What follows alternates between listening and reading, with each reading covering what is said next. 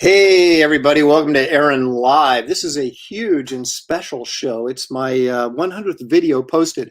Now, those of you who have subscribed, and I hope that's at least a couple, if you go to my video page on YouTube, you'll see that it's actually, when this video gets posted, it's going to say 101 videos. But there was a very first video when Shelley actually signed me up for this, and she posted just like this little quick video of one of our handlers in when we were at a show in Germany, just saying my name in Italian or something like that. So that doesn't really count as a video. Starting with my videos, this is number 100, and it's going to be huge. I'm bringing back in a frequent guest star on the show, and we're going to have our third round of competitive drawing. Please welcome back to Aaron Live, the artist on Bass Reeves, David Williams. Not only does he have shades on, he has a hat on, so he is ready to rock and roll. How's it going, man? It's going. All right. One page at a time. One page at a time. Are you still working on issue 3? No, I'm on issue 5. Dude, you are. Let's bring this up real quick here. I've got to. I got to push some buttons here, but. All right, there we go. That would be Bass Reeves. That's number 3, isn't it? Yes. That's the last issue that's come out, right? Yes. Okay. So, but you're working on 5, so that means 4's got to be coming out soon, right? In about a month or so. Okay. All righty. Cool. I'm actually as excited about this. I'm as excited about your next project, which you're being very tight-lipped about, but we'll get you on here when you're willing to talk about it. But let's see who's here. Stephen Ing's here. Johnny Fitz is here, congratulating me on the 100th video. How about that? I think that's, I think that's worth a round of applause.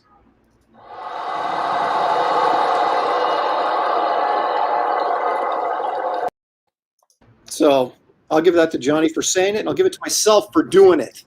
100 videos in a year and a half. I feel pretty good about myself, Dave. I really do.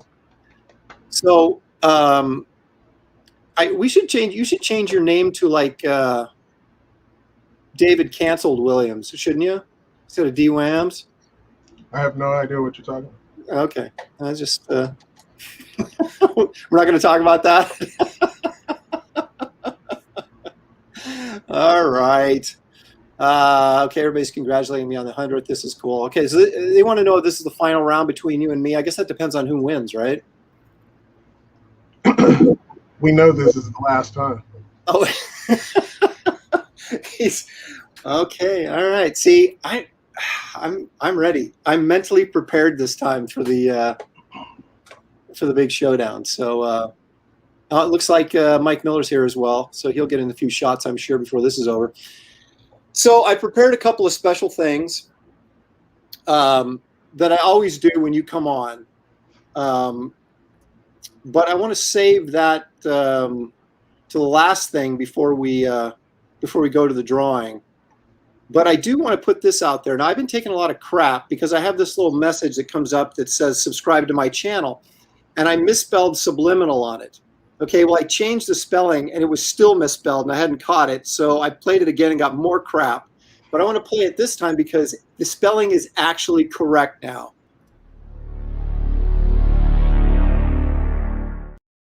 See, there it is. I spelled subliminal correct. It only took me 3 times to get there, but I did it. So what have you got for me today? Give me something, Dave. What are you up to other than just working on? You got anything out of the ordinary? Anything sort of crazy? You've always got something. You got to have something crazy for me. Something happened recently. Nope. Wow, you're killing me, man. You're killing me. All right.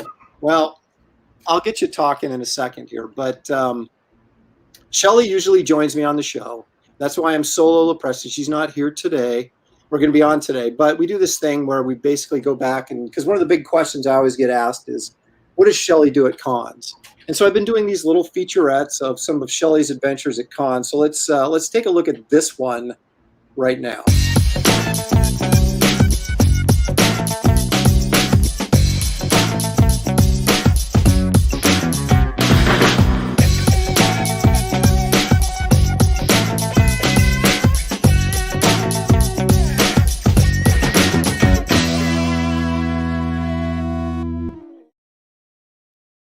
Yeah, see, that's the kind of thing that she does. If she can't meet a celebrity, she'll meet the picture of the celebrity. So we have good times at the shows when we actually can go to them. So did we talk about this last time? Are you going to any shows this year? Have you talked to anybody about going to any shows or even considering it? I think the only one I was considering was Heroes, but well, they're not doing it, are they? Yeah, they're not doing it, so they're pushing it to next year.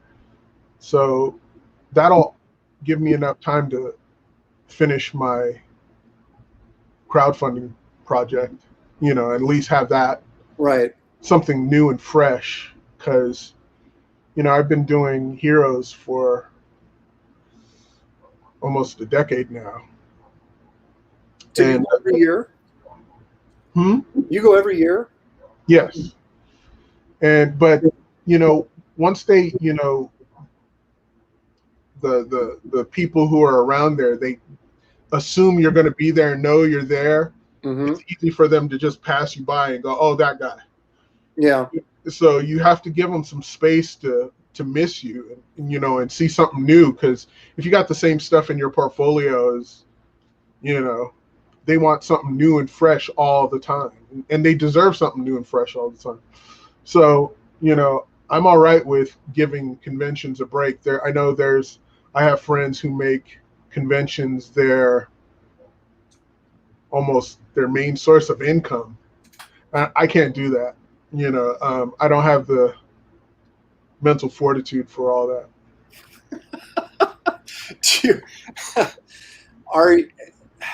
How much sketching do you like to do, or commissions do you like to do when you're at a show? I mean, actually, do you go in there with sort of being a given that I got to do X amount of these? Yeah. But actually, I don't like doing any. You know, I'd prefer to have stuff at my table that's already ready to sell that they could pick from, and you know, and I could send them on their merry way, and we could have a conversation about comic books or something that they like that I did, and you know, sign some stuff. I'm not necessarily into the performing monkey thing. That reminds me, when you said that, Hendrix had this quote. I don't know if this is accurate or not, but I remember this when I was a kid, that when he'd go on stage, everybody start chanting for him to play Fire, right? And apparently he was at some show and they started, you know, chanting this, and he said, you know, I ain't a jukebox, and just walked off stage. And I thought that was kind of funny. That made me think of when you're talking about that. It's kind of like, you know, so when people come up to you at a show, and so you're not necessarily taking a sketch list, or? No, I do, because it's almost like, it feels like it's almost like a requirement for you even being at a show at this point. You know, it's weird, because at one sense there's a distance between you and the fan, and I don't even like using the fan, because there's a table and here's this special person over here, and they're going to meet the person who created this thing that already exists, but you're going there to tell them, hey, do this thing for me. So when, say, San Diego is now Entertainment Con and you have all these celebrities, you're not telling Hugh Jackman, hey, do that line from, you know, that last Logan film that I like so much. Do it for me. You know what I'm saying? But don't you look at it? Well, okay, obviously you don't. But I mean, I kind of look at it like that. You know, if you go back to the time of, like, you know, Rembrandt and all these dudes, they all had patrons, right? That sort of that paid them to do art. You know, that's how they made their living. And they did it at home. Huh? They did it at home like a job. Well, that's true. But, you know, a lot of people can't. I mean, I guess with the internet now, it's pretty easy to get in touch with, someone if you want a commission. And I'm like you, I would much rather do a commission at home because they're better. I don't want to do something I'm doing on my lap and trying to talk to somebody and it's not as good as it could have been if I'd done it at home at the studio. But it seems like there's, I remember Art Adams once told me, that he said that he didn't like doing commissions at shows, so he would just keep raising his prices, hoping that less people would ask for them. But it didn't deter anybody for him. Exactly. So I don't mind doing little drawings for young people who like art and all that kind of stuff. I'll do them something real quick, and I have no problems doing that. But I often get people who end up getting my drawing and they'll flip it, and I'm like, oh, so you're here to just make a profit off of me, right? And I say, okay, so I must raise my prices, because if he's getting that, then I got to raise my prices. Right. Well, so do you then do a bunch of drawings and put them in a portfolio and have those out on the table to offer people to kind of dissuade them from getting a commission from you, but to actually buy these? Or do you just bring your pages and? No, I just bring my pages and I do something on the spot, because, there is some merit to some people seeing you do it on the spot because they get to see the magic, and it also inspires them to do art, which is great. That's fine. That's why you and I are probably going to be doing classes online or something like that. But that's what that is for. But don't you think that's the majority of the people are the people that just want to see you create something specifically for them, or do you think that they're most flippers? No, because the majority of the people will ask for a request and then they'll go off. Well, that's true, and they come and get it when the show is done or the next day or whatever. Interesting. Now, I mean, I don't like doing commissions either, just for the reasons we discussed. I'd much rather sit there and talk to people and just kind of hang out and sell some pages or whatever. But it's a harsh reality when you go to a show, especially one if they're not paying for everything, right?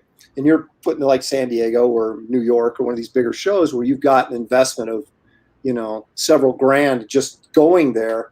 It's kind of like it's hard not to do those because you can make X amount of dollars if you do them and you got this trip to pay for. So if I was in a situation where I was getting flown everywhere and never had to pay for anything, I might reconsider my position on it, because it is hard work to sit there and just go through that many commissions in a 2 or 3 day show. It's pretty brutal.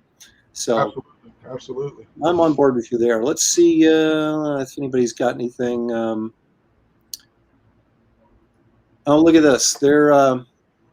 That's in regards to me actually spelling subliminal right, but I just feel that there's too much sass in that statement. So we'll give them one of those, and because that's what they come here looking for anyway, David, to get abused, and I like to they dish it out, and I like to give it back. How do you feel? Okay, well, what about this? Do you have any different feelings about this? What is it? How do you feel about pre-show commission? Someone contacting you before a show to get you to do something and picking it up at the show? I don't have a problem with that, because again, I'm at home. I'm at the comfort of my own home at my art table, but I prefer if it gives me some real decent lead time to do it, not like a day before, where I've had plenty of those where it's like 2 days before I get like 8 commissions and I'm like, whoa, Yeah. Okay. All right, let's move on to the to just a mellower segment just for a moment here, and let's take a look at some precious moments from yesteryear if we can.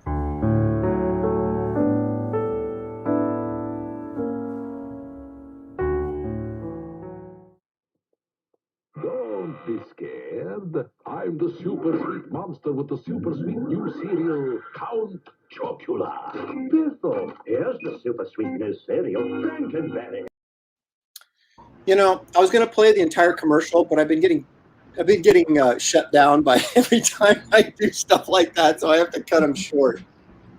But this brings up an important, I think, discussion topic. Have you tried? Did you eat any of that stuff when you were a kid, like Count Chocula or Frankenberry, any of that stuff? Oh yeah. Okay. Have you tried any of the newer stuff that they came out with? It's not the same. I know it isn't. It's horrible. And I was like, what is going on? Why? It's like messing around with Pepsi or Coke or something. It's like, why? If it works, you don't need to fix it. But I bought those boxes when Jim Lee did the Boo Berry cover, and Dave Johnson did the Frankenberry, the new ones, and Terry did the Count Chocula. I bought those, and so I tried them, and I was like, this is horrible. This is not what I remember at all. So I just thought I'd have to go back in memory lane and kind of remember the good old days when once they changed the taste of Apple Jacks, I knew the world was wrong in cereal.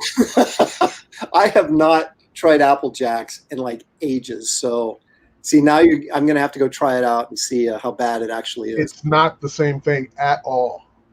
That's interesting. That's one of those things where, someone has like sour milk and they go, oh, this smells horrible. Here, smell it. And you go, it's kind of like, now you told me how bad it is. I got to go try it. See if it's good. So,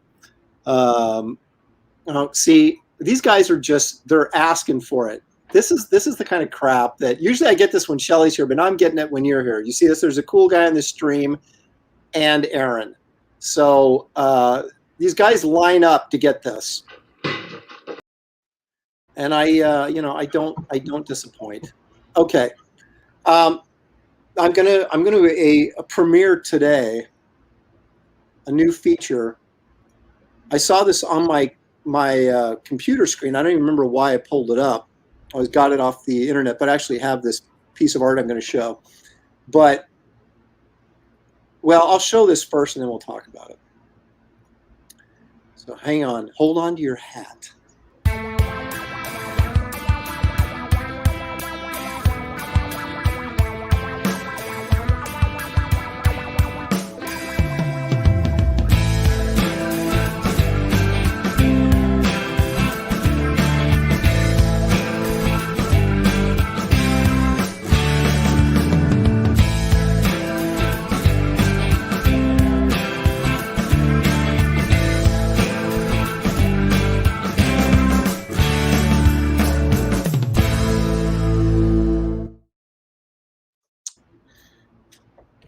No, I'm a rights and honk. So, but that particular piece, that's one of those weird things where you've got this girl in there and everything, and it's like you don't even care if the girl is well drawn or anything. You're not even looking at the girl. You know what I mean? It's like one of those.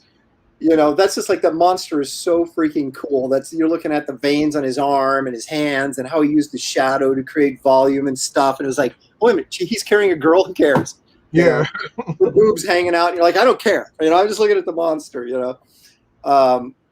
But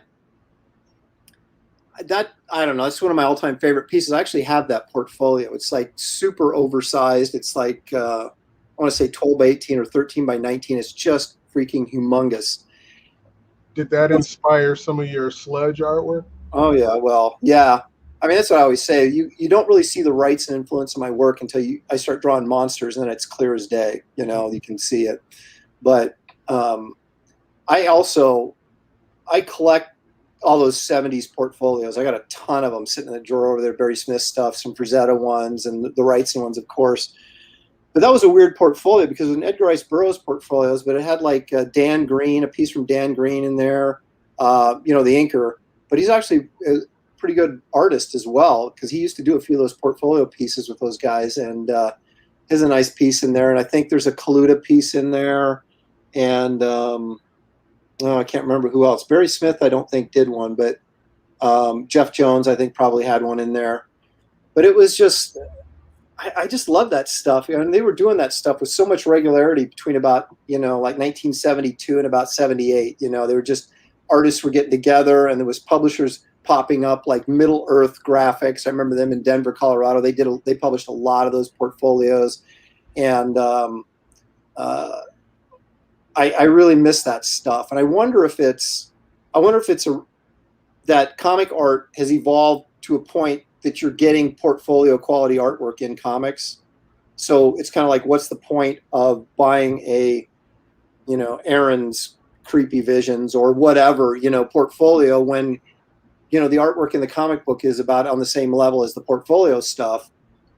Whereas back then, these guys could, they did their monthly gig, but then they really went out and did something spectacular for a portfolio. And so I don't know. I mean, I'm just throwing that out there if you have any thoughts on, the death of that industry. I think after the whole Image thing and the apex it went to, and then when editors said we want to be anti-image and stuff like that, so it became anti-artist, and so they got rid of featuring artists in that way. That's a good point. I hadn't really thought about that. So basically what you're saying then is that the fan focus is more, or the reader focus has been more on the writers and the story and less on the artists. So you're less likely to be able to sell an artistic portfolio and say, oh yeah, that's the guy that drew Planet Hulk, or, that's the guy that did Batman, or that's the guy that, 100%. I think you're onto something, man. See, that's why I have you on this show, is just incredible words of wisdom. You're always dropping stuff on me, and I'm like, you know what? I hadn't thought of that. That's actually pretty clever. I like that. It's the last portfolios that I got that I liked were the tail end of those were the George Perez, Mike Zeck, and Michael Golden ones, and then it just stopped. And I'm like, wait, no, we need an Arthur Adams one, we need a Mike Mignola, and then all the newer artists came out. Oh, we need a Travis Charest one, but it's not artist friendly, but it's only certain artists friendly now for some reason. It's just like, it's weird, and there's so many wonderful talents, out there. I was going to ask, like, if there was a way for you to buy the rights back to Sludge. I mean, would you continue that, and would you do like a portfolio type thing on that? Because again, that character was, when I think of the main thing, I was just like, oh man, that's where I noticed you. Well, it's an important character. That whole situation with Marvel is really bizarre, because I'm sure the situation is that all of us have ownership in some of those characters, and for them to use those characters, they would have to pay us, which would be higher than a normal royalty on that stuff. So they're never going to use it again, but I don't see them like just, letting it go either. I mean, that's why I created Garbage Man partially, was that's kind of my take on Sludge. And because Gerber and I were butting heads from the very beginning. I wanted to do a monster book and he wanted to do a crime book, right? So the stories he wrote were all crime stories where Sludge was he treated Sludge like he did Man-Thing when he was writing Man-Thing, where Man-Thing was kind of a catalyst to tell other stories. And he did the same thing with Sludge, although Sludge could think and talk, so he was more intricately involved in the storylines, but the storyline was basically this crime syndicate storyline that Sludge just happened to be involved in. And every time I wrote an issue, because Steve wouldn't turn a script in, I wrote him, he fought the alligator in the sewer, or he fought Frankenstein's monster, or, so we had two totally different visions for the book. So if I was writing and drawing Sludge, it's totally different than what Gerber, had in mind. And not that Gerber didn't do great stuff, because he did. It was some really good writing, but it just wasn't, I'm not a big fan of crime fiction, and that was kind of what he was really selling or pushing at that time. So, but yeah, I'd never really considered, like I said, that's why I got Garbage Man, and that's pretty much I can kind of do it the way I want to do it, which is kind of how I would do Sludge if I was doing Sludge. Although there's some name recognition, I guess, with Sludge, at least in a sort of nostalgic sense. And might be an easier sell out on the market, but I hadn't even really thought about it. I don't even know how to approach him. Can you imagine Disney, giving you anything? True. Charge you $1 million for it. For some reason, I just forgot they're connected. I'm like, you'll never get it. Yeah, exactly. But I do want to circle back real quick on that comment you made about like Zek portfolios and Golden's portfolios, and those were all, but it was like a Punisher portfolio, right? And it was like Golden's X-Men portfolio, and it was, or And he his, had a Batman one too. yeah. And it's like, so they were reproducing like his covers in black and white or something, right? Yeah. And so they really still weren't selling the artist; they were selling the product or the character with this particular artist attached to it, right? Mm-hmm. So, you know, as great as Michael Golden is, or even, you know, Arthur Adams, Arthur might be able to pull it off. Where if he just went and did kind of just weird monsters and stuff like that in a portfolio, I mean, I'd buy it, you know, so, but like you said, it's kind of a selective artists, and, you know, could you and I pull something like that off? I don't know. You know, just kind of. You have more of a connection to more DC and Marvel stuff than I do, as full runs where people would say, yeah, I want to see Aaron do Wonder Woman portfolio, you know.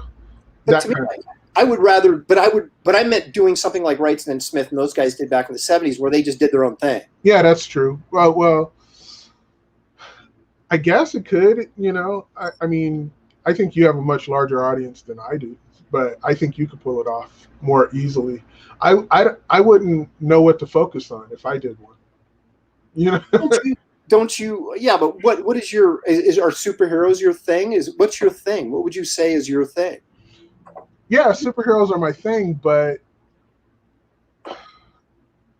I don't know. I just can't imagine me doing that, because I still look up to those guys, and there's a certain standard and a certain cohesiveness to whatever they did. Because again, like Michael Golden did the Doctor Strange one. That is so, every single one of those images is seared in my brain. Yeah. You know, and same with Zach, and same with George Perez's, and same with, and I'm not even a big George Perez fan, you know, and his was so good, you know, and right, all of these guys, you know, something about the cohesiveness, and it was a statement of these things we're gonna sear into your brain, you know, each one of those plates that they did, you know, is amazing. Yeah. So I can't think of what I would do to say, okay, here's Dave Williams just giving it to you all, and you're just gonna, you know, this is gonna be forever etched on your hearts and minds. I'm not that dude. Well, but you know what I was thinking was, do you remember Neil Adams did a portfolio, and I don't know if it was prior to his continuity stuff or just after his continuity stuff, but it was called, I think it was his Heroes portfolio or something, but it basically, he had portfolio pieces, it was 5 or 6 plates, and they represented all his superhero line from, you know, from continuity, like Toy Boy and Ms. Mystic or whatever her name was, and Armor and whatever those other characters were.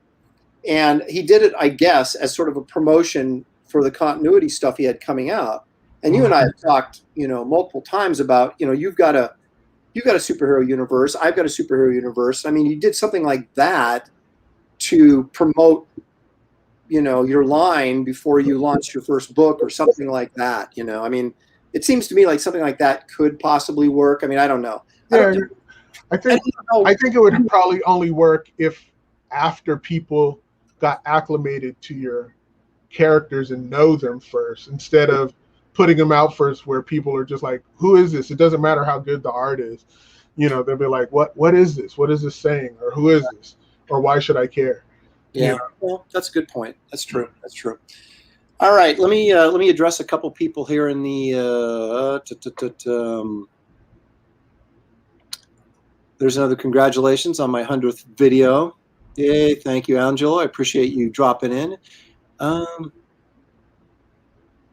Let's see.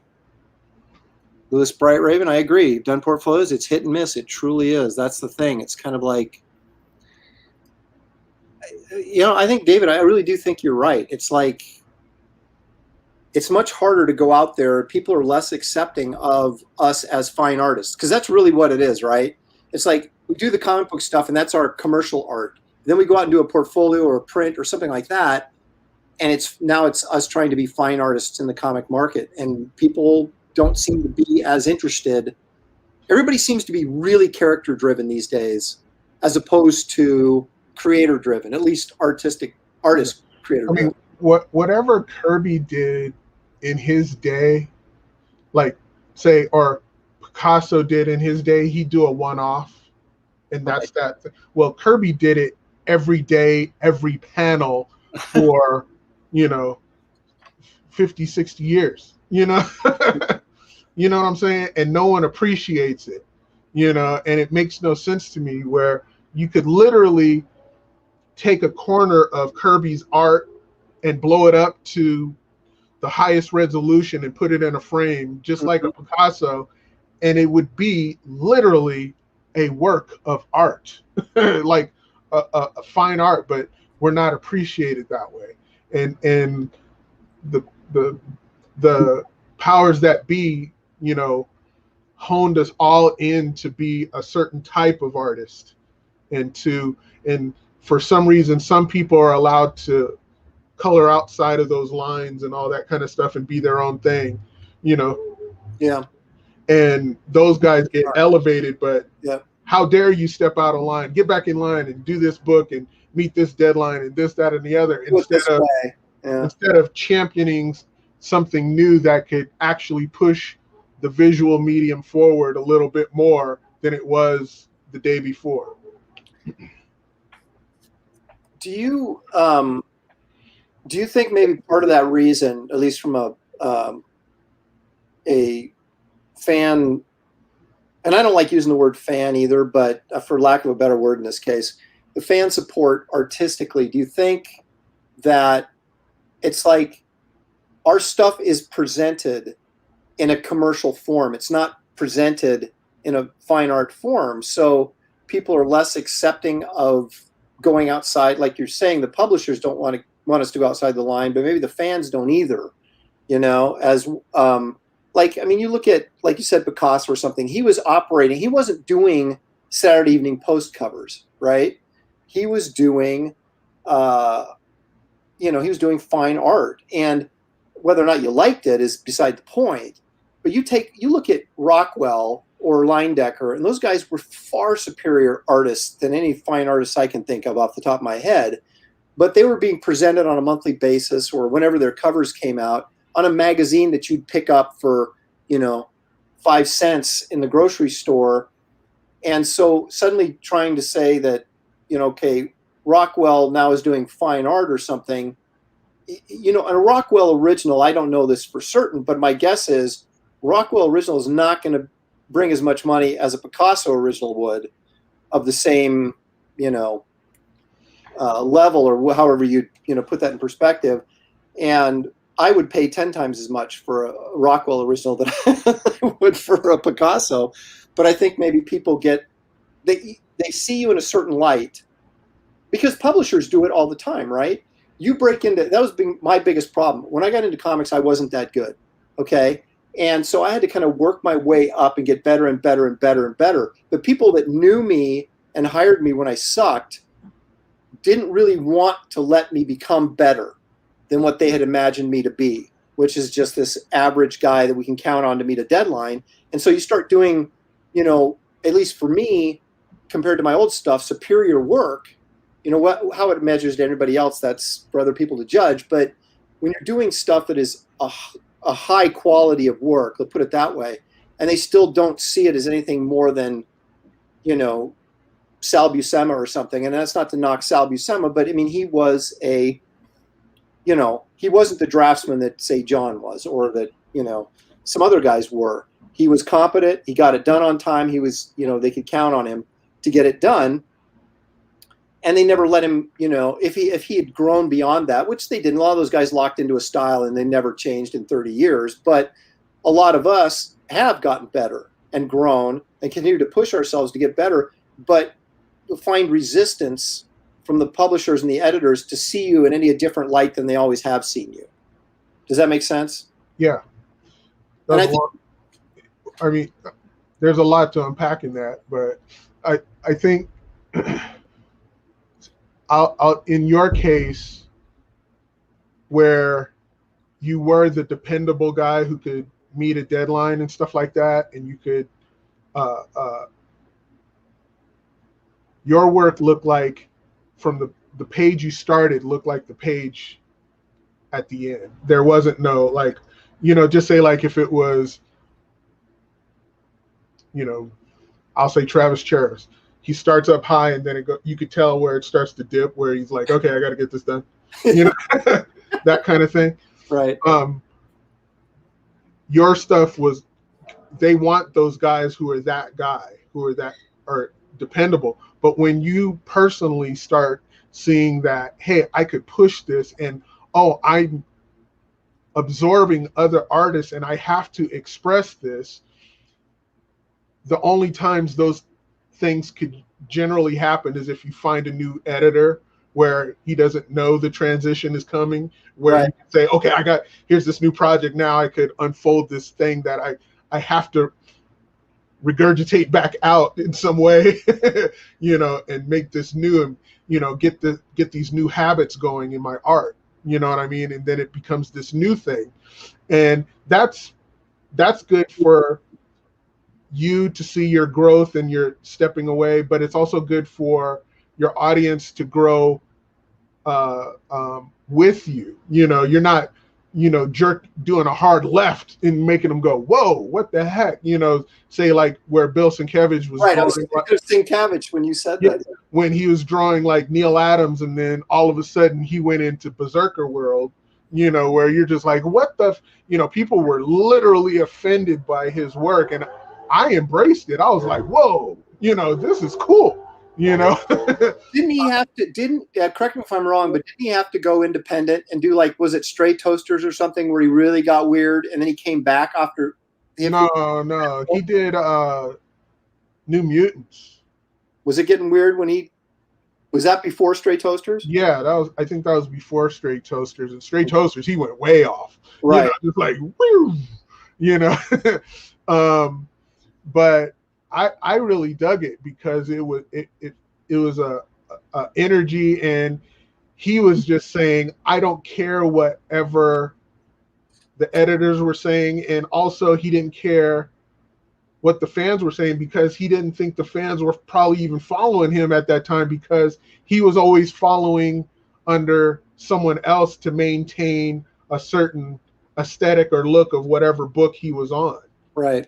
So when he wanted to make his own voice, he had to do that hard left on people, and I'll say in my case, where I'm all over the place, I never stayed in one specific style for a whole, because I was in comics, then I'd be in animation, then I'd jump out of animation, come back in comics and dibble dabble a little, or I'd do something in somebody else's type of style for my enjoyment, not to please the fan. I was just like, I get to do X-Men covers, I'm going to do my Michael Golden, or right. that type of thing, or, I'm doing Hulk Power Pack. I got to draw it down towards kids, so let me be a little bit more fun with it. And, I get to play and be a little bit more silly. So I had kind of like that freedom, and I'm kind of obnoxious anyway, as far as dealing with editors and stuff. And I'm, no. Oh yeah.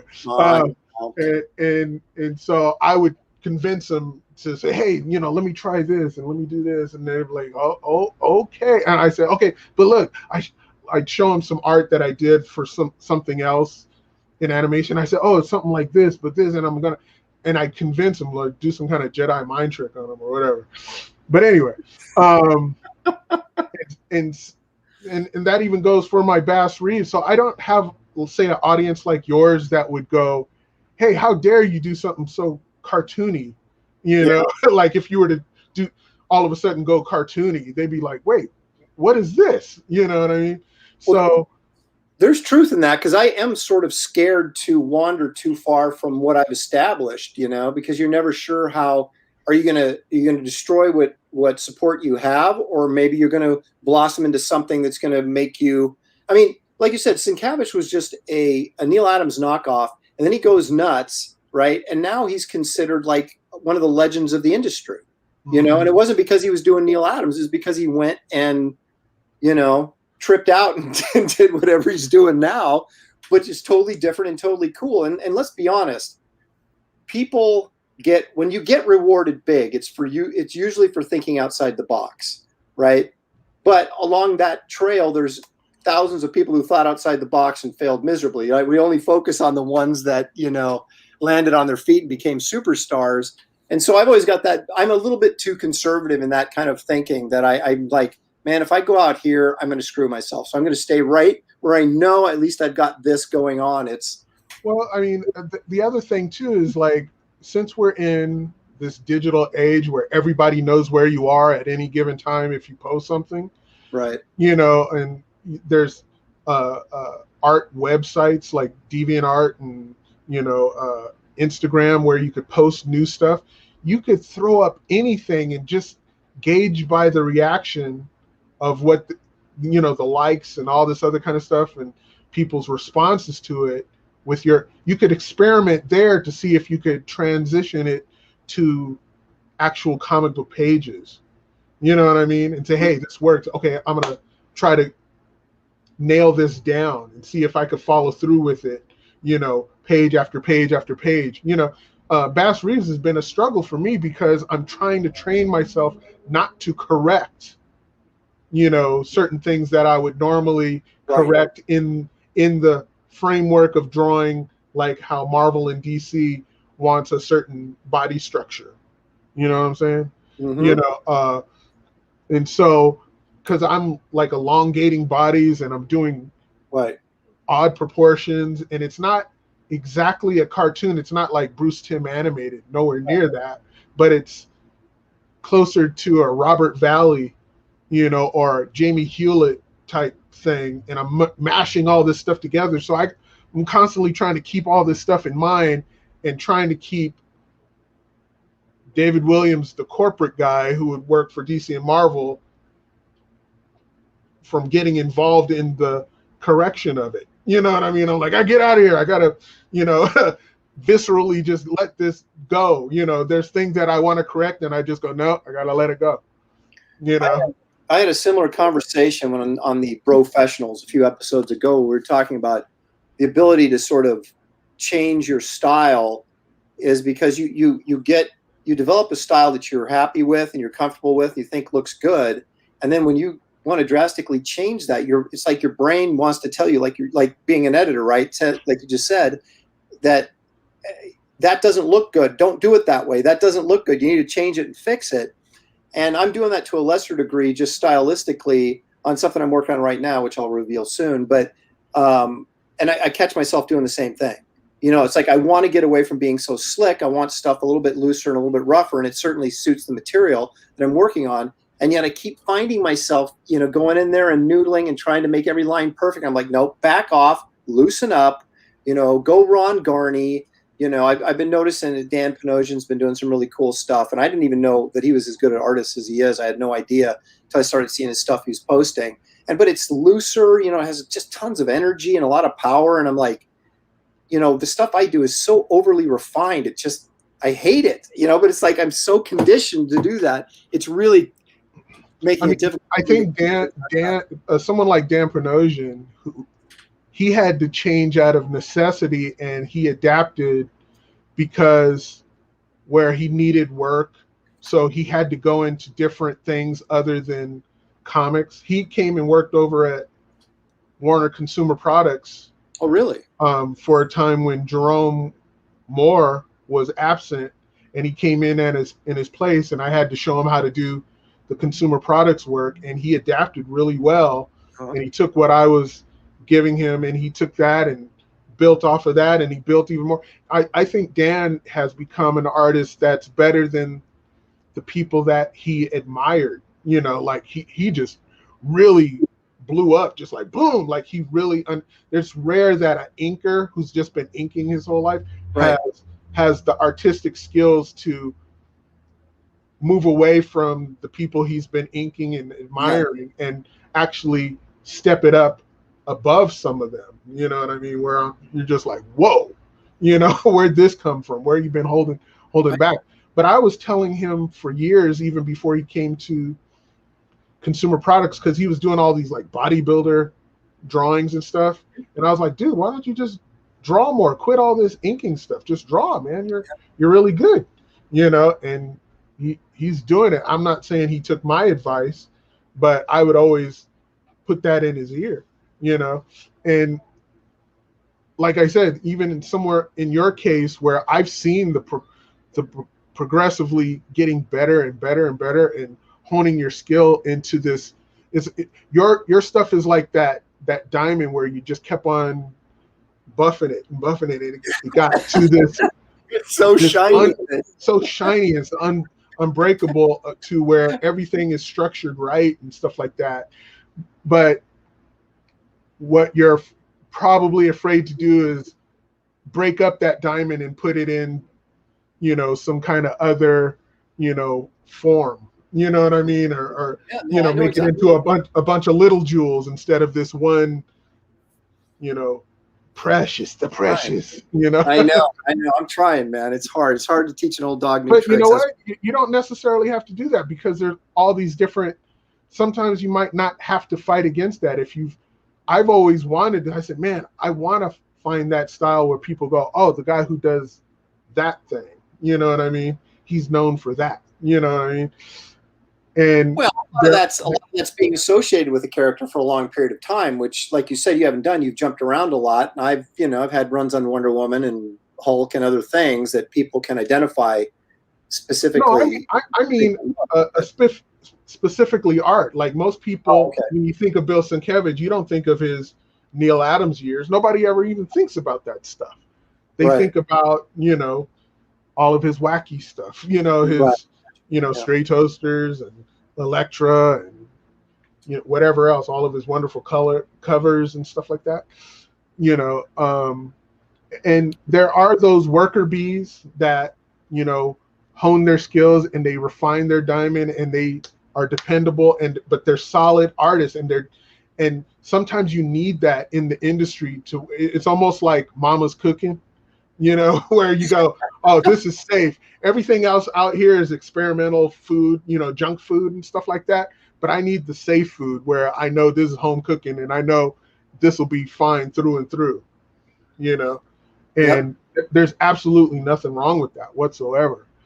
But the thing with me is I don't like it. I don't like what I'm doing. But that's good. That's a sign of you're still wanting to more. And that's good for an artist, because that means you want to grow, you want to do better, there's absolutely nothing wrong with that. That's great. You know, these shows, when I have you on, they turn into like my Charlie Brown and Your Lucy, my therapy session, where I give you a nickel and you sort of like get me back on the straight and narrow. That's good. Okay. All right. I have, because you're on the show, I have prepared a little bit. It's not really a game show, but it's a bit of a game. It's more of an opinion type thing, and so get right. It's just it's kind of like that Prince thing we did a while back, but it's in that vein. So let me play the little intro here, and we'll actually, before I do that, I've got to open up all these files, because I thought I was going to put them in my StreamYard, and they actually show up better when I share the screen than they do when I just drop them in. Because when I drop them in on StreamYard, it just covers up our faces. If I share the screen, it puts us over to the side and allows us to still be seen while we're looking at the thing. So obviously I'm stalling here as I open up these files to do this. But I was supposed to do this before we went on, but like I said, I got distracted, unfortunately, and got started. So this whole show got off a little wacky. But and I want to say this off the bat. This is Memorial Weekend, and I think it's important to remember all of our servicemen and women over the years that are presently in the service and have sacrificed for this country over the years. Because obviously the freedoms we enjoy are because of the sacrifices that a lot of people made over the years for this country. And so I wanted to make sure I did that, and I forgot to do that in the opening, but now I've done that. So, and now I've got the files opened up. So let's go ahead and let me play this intro to our next segment.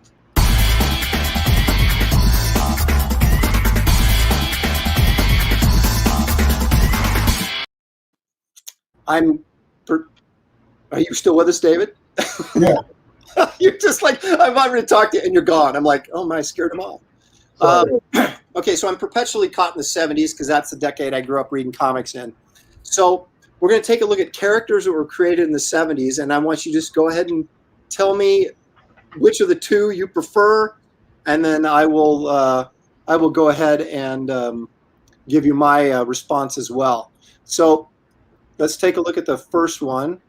As I go in and I have to do a screen share. It's never easy. They should have just one button that I have to push instead of 6. Okay, here we go. Here's our first one. All right. Conan or Cole? Conan. Is it just cut and dry? Is there any particular reasoning or? No, I just love Conan. I loved John Buscema's take on him. Did you like it better than Barry Smith's take? Yes. Okay. I go with Cole on this, and I'll tell you why. I always thought from a story aspect it was more interesting that you had this barbarian who also had the responsibility of being a king. So he was constantly fighting this sort of, his freebooter instincts going along with his responsibility for running this kingdom. And I just loved that dynamic. To me, it was almost like, King David or something like that. We had King David was, of course, those of you who don't read the Bible, that would be from the Bible, King David of Israel. But he was, what was he on the run for how many years? 10 years? He was into his 30s before he actually became king of Israel. He was on the run from Saul, and he had this band of guys, that gathered with him, and he was, and I sort of looked at King Cole in that same way, this guy who really didn't have aspirations to be king, but kind of got into it and was thrust upon him. And there was a certain nobility about the character. Now, granted, it only lasted 11 issues before this Plug issue here where he got overthrown and then he became a barbarian just like Conan, and which I never understood. I guess Cole didn't sell that well, so they tried to juice him up and make him more like Conan. To me, it was like, well, why would someone buy a direct copycat of Conan when they've got Conan? So, but anyway, for me, it was Cole for those reasons. And I also loved John Severin's work. Well, Maurice Severin did the layouts, the pencils, and John Severin would kind of go over and do the finish, the inks over them. And I always loved that stuff. In fact, I had a period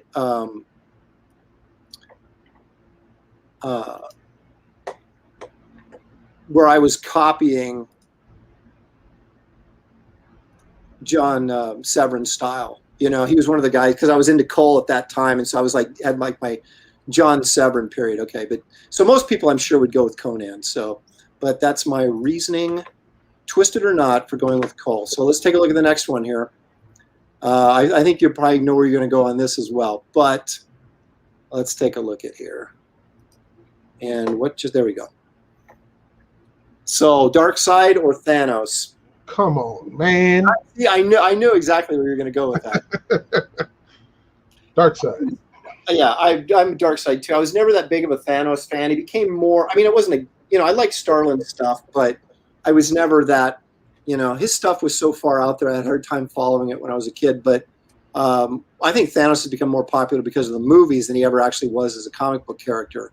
But yeah, I'm with you. I'm with I go Darkseid. Look at that Kirby drawing, man. That's amazing. I know. There's just so much. I didn't get Kirby at all when I was a kid, but man, I really appreciate his stuff now. It's just so cool. And so, he just literally did create his own environment. You know what I mean? He wasn't trying to draw realistically or what. He just created the entire world and characters that fit into those worlds. And I don't think anybody's ever, obviously no one's come close to accomplishing what he's accomplished, but it's just, Kirby is just like a thing to himself, It's like his own Kirby verse, if you will. Okay. All right, here's the next one. He's going to get a little bit more harder to decide, I hope. Maybe not. All right, here we go. As we all know, 70s was an era of monsters and supernatural characters. So let's take a look at this. Ghost Rider or Werewolf by Night? Ah, that one's actually hard. Yeah.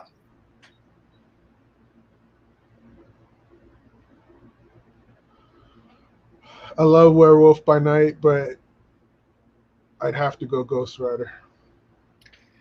You know, here's the thing. Ghost Rider is obviously, if you just go by visuals, you know, he's obviously the cooler character.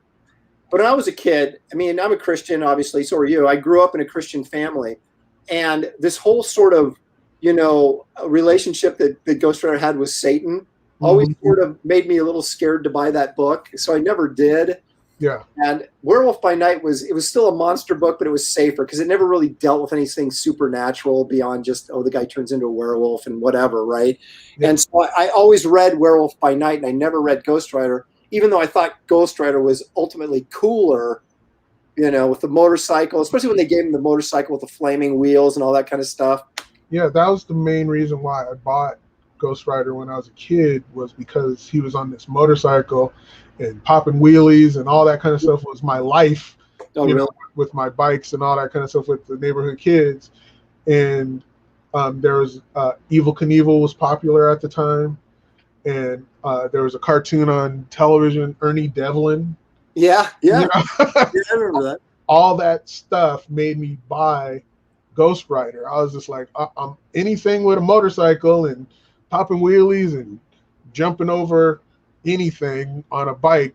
I'm like, I'm there. The satanic thing was all on the back burner, or was like a non-factor. Yeah.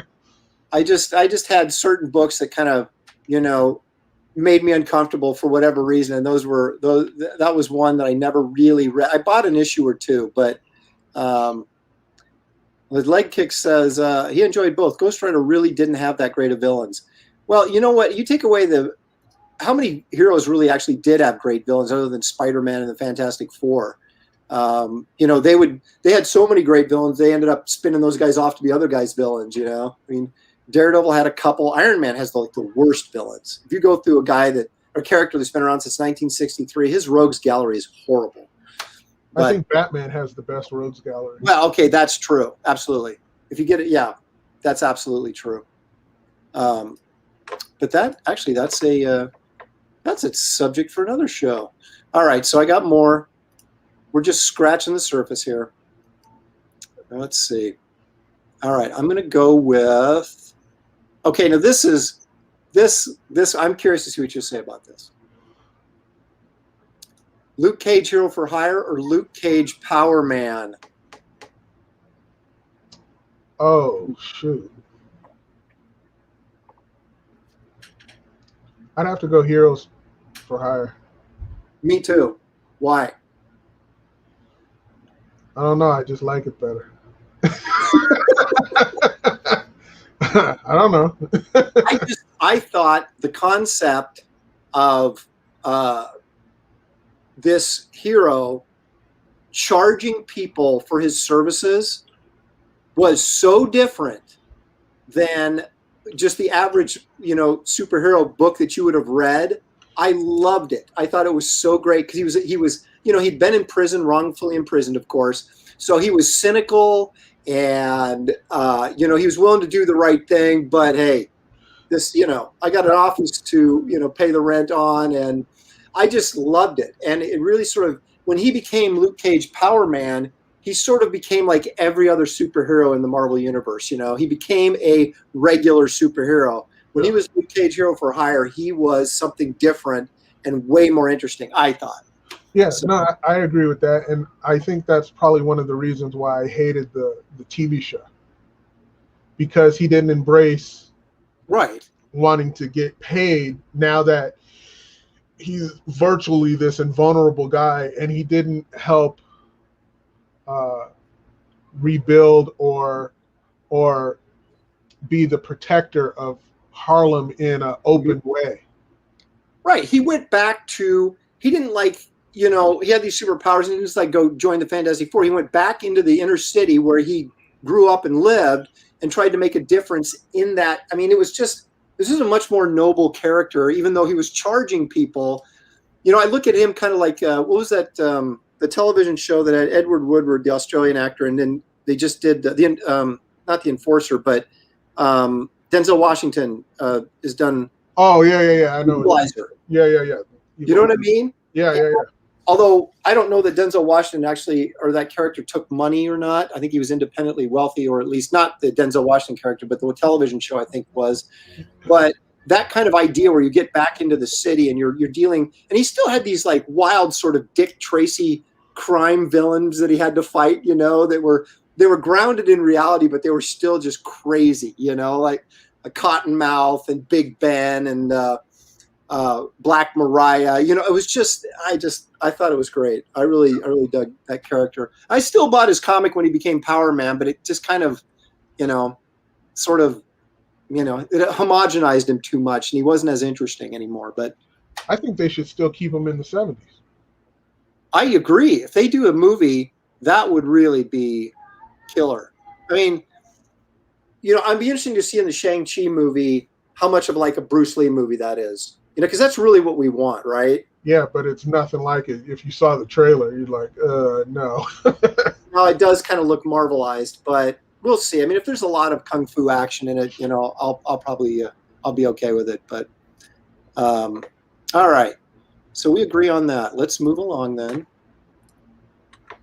to. All right, we're going back to some monsters.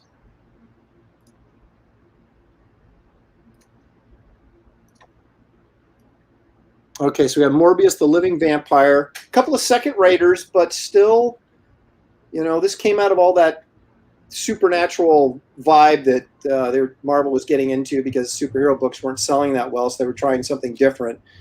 And Brother Voodoo is, from a collector's standpoint, that book is hot. I mean, Morbius is getting there, but the Brother Voodoo book is a hot book. So anyway, what do you think? Morbius all day. Really? Yep. Now, is that because you're a Spider-Man fan or? 100%. Well, I was, as a kid, now I had the same problem with Brother Voodoo when I was a kid because it was like too satanic and I was like, you know, didn't really want to get into that. But from afar, I just thought that dude's cool. I like the, you know, the Haitian outfit or whatever. It's kind of superhero mixture of whatever they think. I have no idea if that would even be accurate at all, but it's some, you know, probably some white guy's, you know, interpretation of what a Haitian voodoo doctor would, you know, dress like if he was in a superhero. But I don't know. I just thought it was cool because I would see these. See, I got that, and see, I'm like probably what, 10 years older than you, 8 years older than you. And so you were more of an 80s kid, right? Than a 70s. 57. Dude, I'm 52. Okay, so you're not. So you had some of that 70s then stuff. Yes. Do you remember? Well, I thought you were younger. That's okay. So, do you remember the newspaper called the Monster Times? Did you ever see that? No. Okay, well, it was an actual newspaper, and they would review monster movies and have articles about monster movies and creature makeup, but they also did like horror comics, right? So I was reading that all the time, and they were always pumping like Ghost Rider, and then when Brother Voodoo came out, they were pumping that. So I would look at those covers that Gil Kane did, right? That's Romita, but there's some really cool Gil Kane ones. And I was just looking at those going, God, that looks really cool, but I was afraid to buy it, so I never did. But so I love issue 101 of Spider-Man where Morbius shows up, and that's where Spider-Man gets his 6 arms and then fights Morbius in that first issue. Yeah. That's a great story arc, but I always thought Brother Voodoo was cool. I have no explanation other than that. Remember the Blade movie with Wesley Snipes? Yeah. Remember when he went into that African shop where he had to get his medicine? It was actually, you know, the serum or whatever. Oh, and right. He meets up with this black guy. In my mind, I'm like, man, that's Brother Voodoo. I was hoping, you know, I'm fan writing for him. I was like, that's an Easter egg for me. That's Brother Voodoo, yeah. But I hope they bring him into the world somehow, some way. If they got Doctor Strange, bring in Brother Voodoo for sure. Well, did you happen to see Savage Avengers, that comic, when it came out? I mean, it's still out, but it's like the first couple issues. I think so. Yes. Well, Brother Voodoo is part of that, Yeah. and they got him sort of looking sort of like how do I want to say this? Sort of New York chic now, as opposed to like Haitian off the Haitian island superhero look. So, and I'm so stuck on the '70s looking stuff that I mean, if they present him, it's not going to be like Well, like Arthur Adams did one where he had him looking real cool, had him have dreads and stuff, and I think they put a skull face on him or something like that. Oh, I was like, man, that looks really cool. I'll have to check that out. I'll have to look that up on the old internet. All right, we got a couple more as we build to a climax here for the big ones. All right, how about this? Master of Kung Fu or Iron Fist? Master of Kung Fu. Master of Kung Fu, I thought it was really cool that they made Fu Manchu his dad. And I guess that was just happenstance because they happened to have the rights to Fu Manchu at the time. So they're like, hey, let's combine these two elements. But I think that's really cool that his dad's like this, super villain and a legendary villain. And then he's like this kind of, breaking away from his dad. And I never really read the book because at the time this was out, I was just more into superheroes than I was just Bruce Lee. I mean, I'd watch Bruce Lee movies, but as far as reading a Bruce Lee comic, I don't know. It didn't appeal to me as much as it does now. I'm much more interested in reading this book than I was when I was a kid. So I would go with Iron Fist simply because he looked more like a superhero and John Byrne drew him. So, man, but you had Paul Galassi at the time, and you had good Mike stuff. Zack. I know. Man. But see, I saw that on the newsstands, and I just never really picked it up. I'd look at the covers and go, that looks cool. But I was in superhero mode when that was coming out. And so I only was buying superhero comics at the time. And so I saw Iron Fist, and I thought, well, that's kind of like Master of Kung Fu, but he's dressed like a superhero. So that's not a great reason, but there you go. I would pick Shang-Chi, but as a kid, that's kind of what I want. All right. Okay, here we go. We got 4 more. Ms. Marvel Nova. or Nova? Nova. So I'm giving you a chance here to take a shot. Why Nova over Ms. Marvel? I drew that cover over and over and over and over again. Really? That was the thing for you, huh? Oh, man. Man, I had to have drawn that cover at least 20 times. Really? That's how obsessed I was with Nova. Oh. Miss Marvel was not a factor in my mind. No, me either. It's funny.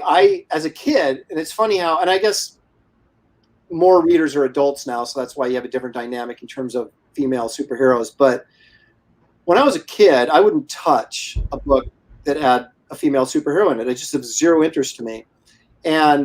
But I picked up the first 4 issues of Ms. Marvel, number one, because even as a kid, I was a collector. And I thought, okay, it's a first issue. But also because John Buscema drew the first 4 issues. Mm-hmm.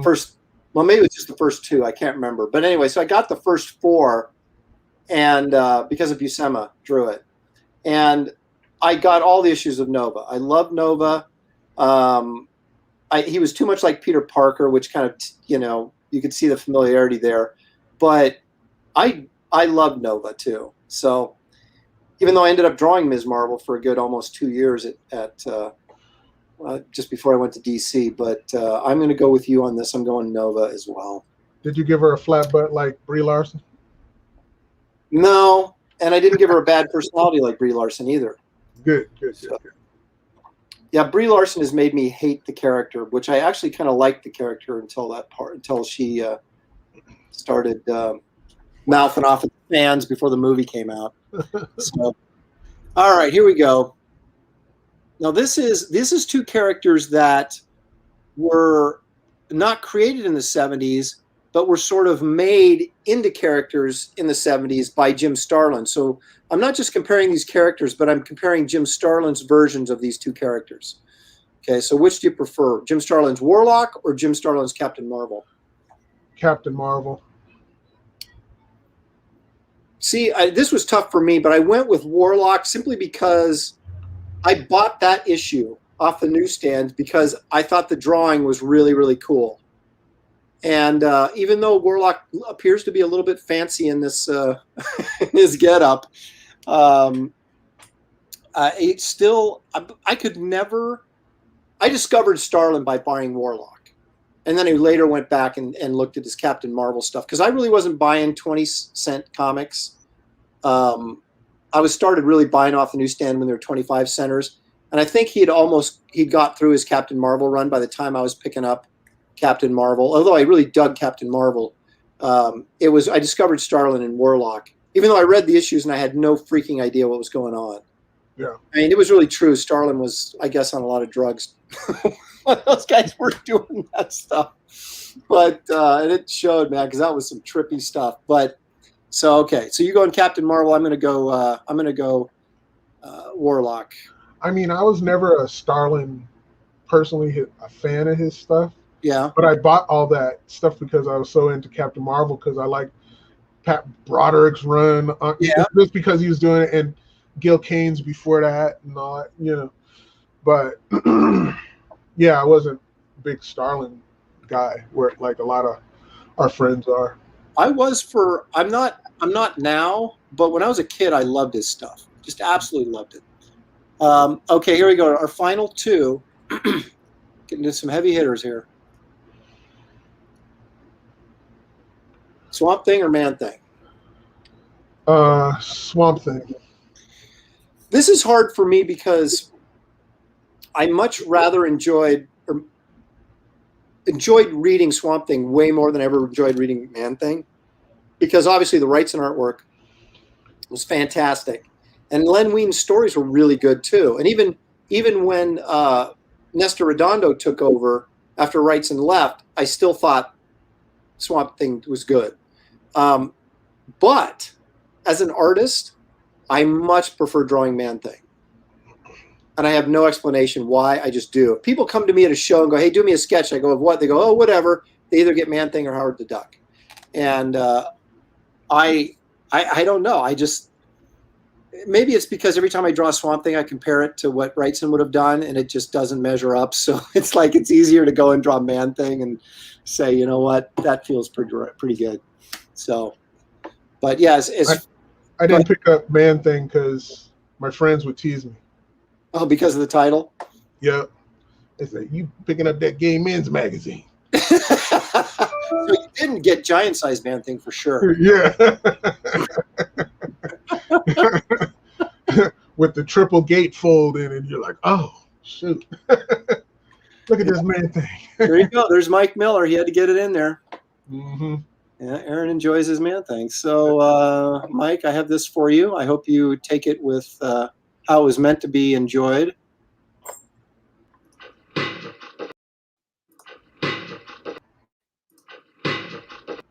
And even Shelley's. All right, so there we go. Mike gets the triple slap of the night for his. I should expect it though. Leg kick says, this is interesting. He says both look really hard to draw. Well, I guess it depends on how much vines and stuff you put on them. It's more tedious than it is hard to draw, right? I mean, because it depends on how much stuff you want to put on them. Yeah, Swamp Thing has changed from back then. Now you have to put legit foliage on them and vines, and it's so much more complicated now. Well, I don't like that look either. He looks more like a vegetable. You know what I mean? Yeah. Wrightson's version, he was more like just kind of a human being gone wrong, you know? Yeah. And with a few vines and stuff on him, but he still had the musculature and everything. And I really dig that. I don't like the real kind of when the other guys took over and Alan Moore and stuff, they sort of made him this sort of garden of weeds and then vegetable garden and flowers and all. He lost his shape to me. And so I didn't like that as much. I actually liked the show that they did, the when they had their DC streaming, they did a Swamp Thing recently. Right. It was only like a couple episodes, right? And it got canceled. They did a full 12. Was it 12 episodes? It was good. It was really good. Now, was that what was that? I must not have had the service. What was that on? Do you remember? It was on a DC streaming service. Yeah. But I think they put it back on the WB, and I think they already ran through the full 12 episodes. But people were saying, "Hey, renew it," and they didn't. Yeah, I heard it was good. I just didn't have access to it, and I wasn't going to pay the money because I'm too cheap. So, all right. So let's go to our final one. I saved the best for last, or I should say the biggest for last. Although I kind of think I know who you're going to pick, but maybe not. Are we ready? You might recognize that cover. I think Punisher all day.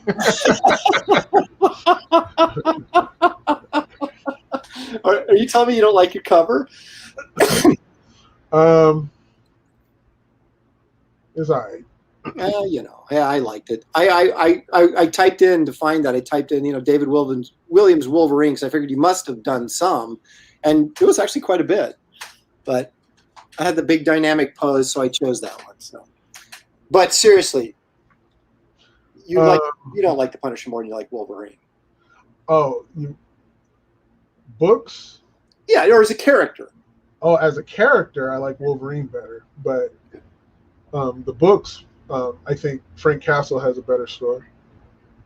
Yeah, I always associate Wolverine. There's a million guys have drawn Wolverine, right? Arthur Adams did some cool stuff, but he didn't do a ton. Jim Lee, of course, with X-Men and everything. So I guess maybe he's the most recognizable. But for me, it was like Zek on Punisher. That's like the ultimate Punisher. And I've never been, for whatever reason, go ahead and shoot me now, never been a big X-Men fan. And although I think the new X-Men are more interesting than the old X-Men, I still just never really got into them. And Wolverine is sort of one of those characters that sort of, he was like the guy that was he was like, I don't know, he was in the band and he was the superstar that left the band and went solo, and he was, fine as a solo character. But because his origins were in X-Men, I never got into him too much. And, the Punisher showed up in Spider-Man, and I was a big Spider-Man fan. So that was my first exposure to him. But I just thought Zek's miniseries, you remember that, right? Mm-hmm.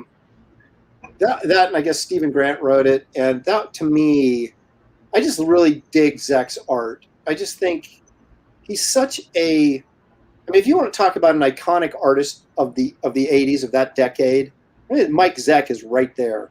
Absolutely, 100%. Yeah, so, and I just really... And he had all those... Remember he was coming out with all those... They had all those, like, Punisher posters and things that Zeck did, and they just was in the 80s and all that stuff, that they were really pumping that up. And... but you're right. I think Frank Castle's a much more interesting character, although Wolverine, having lived as long as he has, significant backstory as well. And what Barry Smith did when he kind of gave us the origin of Wolverine really sort of fleshed him out. But, I mean, at the end of the day, Wolverine's Canadian, and, Frank Castle's good old USA, and here we are Memorial Day, so Punisher. and Frank is pro-gun, so yeah, we're that's Frank. right. And he's pro-gun using them. Look what he did to these guys, man. You don't mess with Castle. But the thing is, the Punisher was such a hard character to do in a comic book because he's a guy that should be out there killing people. And yet they got to a point where they were like, I remember reading one issue of the Punisher when he became really hot. He kind of, I think Klaus Janson did his like regular series there. And I can't remember what comic it was that I read, but I remember he had some guy, some crime lord, and he had the gun at the guy's head, and the guy was in bed, and he's like, "Oh, don't kill me." He's crying and all this kind of stuff. And then Frank Castle goes, "I didn't kill him. I didn't have to kill him because he knew that if he ever did anything wrong again, I would kill him," or something like that. And he walked out, I'm like, no, the Punisher just splattered that guy all over the wall, That's who he is, you know. So I was a little offended that they kind of softened him up, you know, because they had to mainstream him a little bit more because he was so popular. But yeah, I'm kind of with you. You picked Wolverine though, right? Even though you said the Punisher is got a better story, you still picked Wolverine, right? Yeah, I mean, as a iconic character of, you know, everybody knows Wolverine. You know, everybody would love to draw Wolverine because he's cool costume. But, you know, Punisher kind of carries some of the same weight, just minus the mask. You know, he's not a masked vigilante and stuff like that. Right. If you just put a white skull on your black T-shirt, everybody goes, "Oh, the Punisher." Yeah. You know what I mean? So he's pretty powerful in his own right. So it's really kind of hard to pick between the two. But I wanted to go back to you never liked the X-Men. Yeah. So, but you like John Byrne, and that was his most popular run. I liked Byrne when he was on Captain America, and it was. Here's my thing. My entire life, I've been a contrarian, you know. And if someone tells me, "Oh, this is the book. You got to read this," or everybody's reading X-Men, or everybody likes X-Men, then I am automatically going to go the other direction and do something else. Mm-hmm. And that's kind of what X-Men was. It was kind of everybody was like, "Oh, they're so great, they're so great, they're so great," and I was like, whatever. And I just immediately rejected them out of hand because they were so popular and being pushed on me all the time. I did actually go back and read X Factor when Louise Simonson and Walter took it over. I really loved Louise's run on that book. Yeah. And I really kind of got nostalgic about the old X-Men and thought, because they were out of favor, right? Everybody was loving the new X-Men and everybody had forgotten about the old X-Men, you know? And so here they were with their own book, and I thought, that's me. I want to go with that. Yeah. And they gave me some really good stuff. So, but I just never, maybe because I missed the boat on it, you know, it came out and I just wasn't paying attention. And then by the time I discovered it, it was like, oh, this is the greatest thing in the world. And I was like, whatever. And if I bought all those books, I'd have my collection would be worth considerably more money than it is right now. But for sure. All right, here we go. What everybody's been waiting for, the rematch. Can you even see, man? You're like, all I'm seeing is just like, you're like Blade, man. You're like, I can see a little bit of reflection off your glasses, just catching a little bit of glimpse of you in the darkness there. You're intimidating me. Is that your plan? Absolutely. Yeah. Okay, it's working. Look into the abyss, because that's where you're going. Oh my gosh. Let's see. I'm going to check the comments here real quick before we get into this. We got a thumbs up for X Factor, so I'm all okay with that. Someone's laughing at something, so maybe my Canadian comment. I don't know. Now what is this? I bought a Xerox copy of the original art for Captain America Annual 8 versus Wolverine from Zek in the 80s. Kept it on my wall for years. Talk about an iconic cover. He got to a point where he was doing so many cover recreations of that he wouldn't do them anymore. That annual cover with him fighting Captain America. It's such a great cover. And you know you're good when other mainstream professionals redo that cover. Right, I know. I saw Arthur Adams did one of those, and I was like, you know, there's certain things you just don't touch. Uh-huh.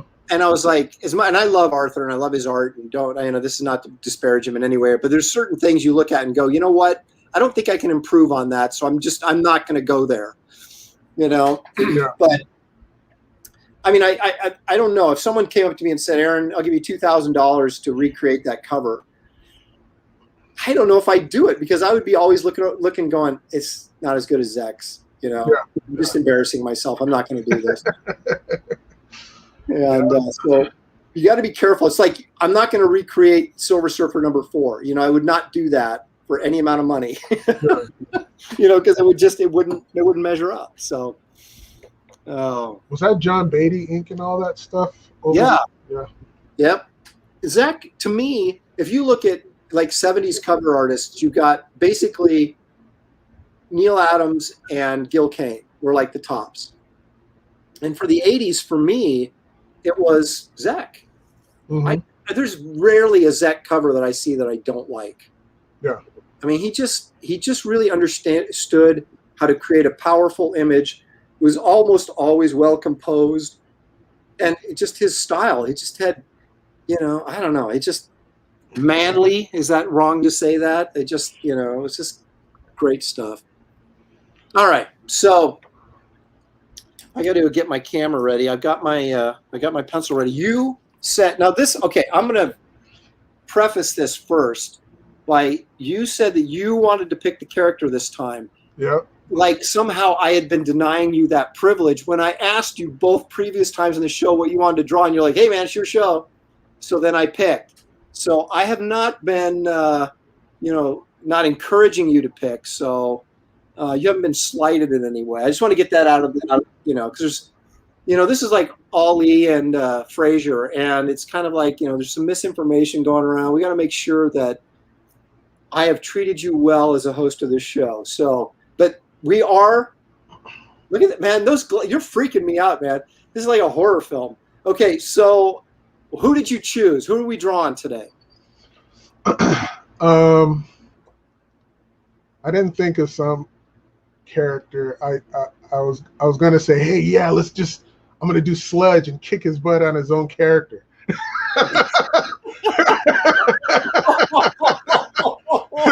Oh my gosh! But I said, no, I don't want to embarrass him with his own character. So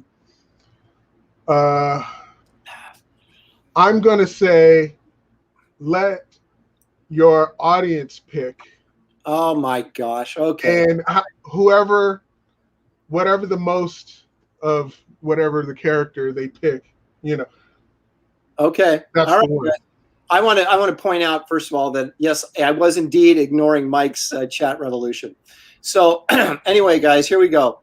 I know we're on a little bit slight delay. I don't know if it's 30 seconds or a minute or whatever, but you guys, when I'm fixing my camera here, give us some suggestions. All right. And of course, Hyper Potato is suggesting Dart from Atari Force, and I'm automatically saying no. No. There will be He Atari asked me on Instagram. No Atari Force.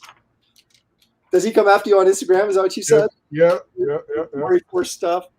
Oh my gosh. All right, let's see. Sergeant Rock and Nick Fury and the Howling Commandos. Okay, how about one character? One character, please. Karn the Betrayer. I don't even know who that is. We got a Sergeant Rock. We got Blacklist Universe. Oh, that's Mike. Wants Lone Star, of course. He wants to promote his.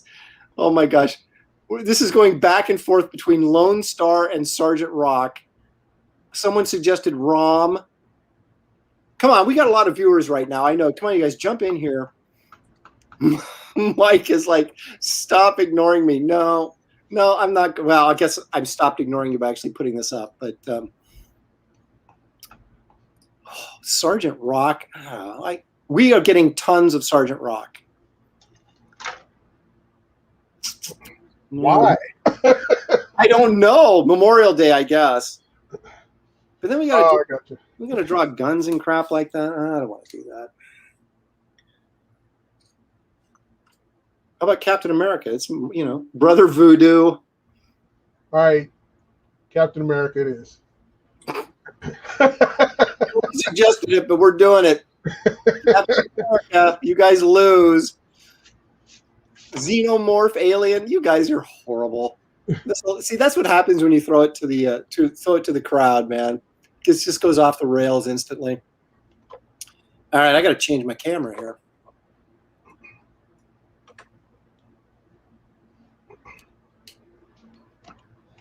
What the heck? Oh, yeah. Maybe if I opened up the lens cap, we might be able to see what. Oh my goodness! All right, so we're doing Captain America, huh? Yeah. It's David's choice, and I'm totally on board with Cap. So I got to fix my focus here.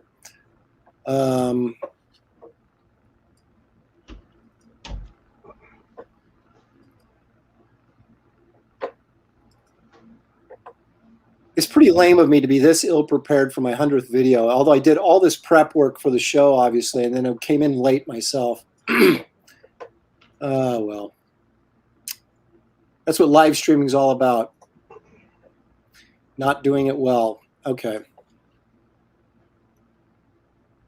See, I'm like already second guess. You got in my head, man. Because now I'm second guessing what I'm thinking about doing here. I'm gonna give you like a little head start because I kept on smoking you each one. Oh my gosh.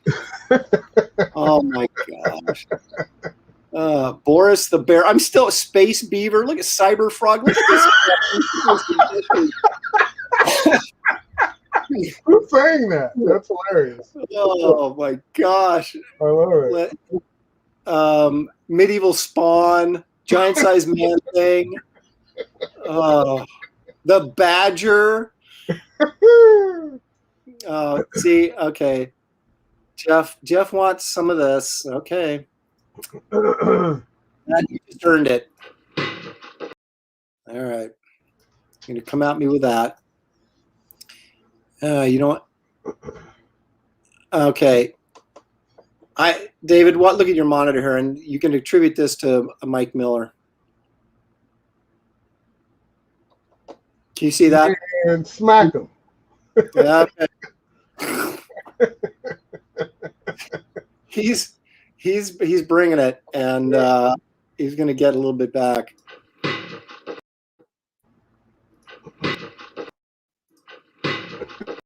I don't think I've ever triple slapped the same person twice in the same show. Yeah. I'm gonna throw one of these in there. Yeah. And we'll throw in a Shelley just there. A little annoyed with the humor. Okay. Nth Man. Super Pro.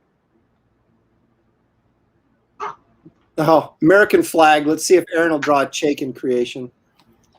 It depends it depends if I'm how I'm feeling about Howard on any given day. Oh man. Neither one of us has started yet. Well, I told you I'm giving you a head start. Oh, give me a break.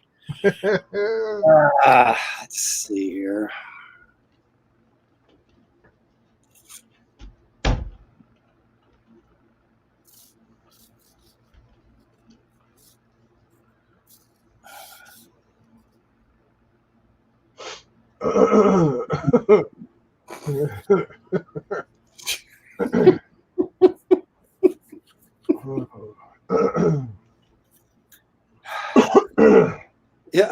Yeah. I'm drawn. So don't do the Falcon Captain America. This is Steve Rogers. I know. I'm not. I'm a purist. That costume is too time consuming anyway. That was a great thing about this Silver and Bronze Age characters. Their suits were just streamlined, man. They're like you draw the human figure and put some tattoos on it, and you're set. Yeah. That's why I loved Gil Kane's, all of Gil Kane's designs for, his Silver Age DC characters.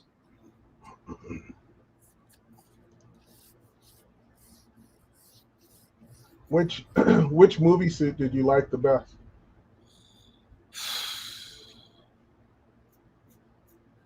Well, now, are you referring to like his spandex thing he had to wear when he was, doing the road show, or his actual? If that's your favorite.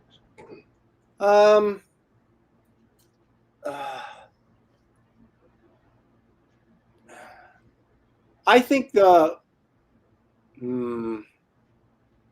didn't like it when he kind of went, anti-American there for a while and kind of wore, had his star blacked in and all that kind of stuff. Yeah.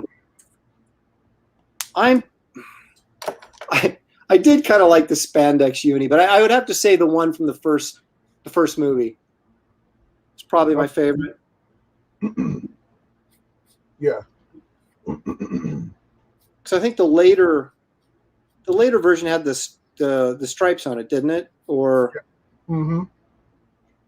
I like the one from the first. I actually like. I know the first movie isn't the best Captain America movie in terms of just like, you know, judging it just on its cinematic merits, but I like the first movie is my favorite. Yeah, me too. It was funny because was that Mark? Who directed that? Mark Steven Joe Johnson. Johnson. Yeah. He wanted to do Winter Soldier, but they just wrote him off and just he had put it out there before. He said, "Yeah, I really want to do Winter Soldier. I really want to." They're like, "Nope." I'm like, dang, man. Well, the thing with Joe Johnson is sort of like he's kind of like this is gonna how I can't say that because that'll be insulting to someone. But he sort of gives you what you want, but doesn't really stretch you. And I think that I mean he's a competent director. You know, like if you look at The Rocketeer, it was fun, it was enjoyable, but it wasn't special beyond that. You know, and I think Civil War or Winter Soldier was a little bit heavier film. And I don't know that I would trust Joe Johnson with a film that heavy. So Really? Wow. Okay. So you're I just mean, a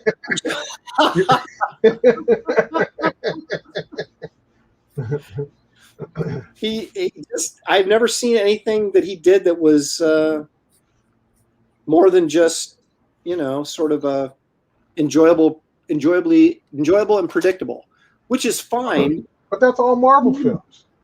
Yeah, but I think some of those. Man, all Marvel films are previs to death, paint by numbers. Any person could be placed in those positions to direct those films. Yeah, maybe. But obviously, he has a certain, and maybe I'm doing to Joe Johnson what, you know, publishers do to me, and sort of like say, well, you know, we expect this from Joe Johnson, and we're not going to let him do anything else. And so maybe I'm not being fair to him, but because he hasn't made a movie. I don't know that he's made a movie I disliked, but he hasn't made a movie that I thought was really particularly challenging either. Yeah. So I just think he has a certain sort of vision on how he does stuff, because I would put a lot of his movies in similar category in terms of, you know, the feel of the movie. They're all enjoyable. They're all not too dangerous. They're all sort of just what you'd want them to be, safe. And I think that works well on, you know, Rocketeer, and I think it works well on Cap's first film. But I don't know that what he would have brought to Winter Soldier. I just don't know that he would have brought the grit that they were hoping to get out of it, if I can use that rather tired term.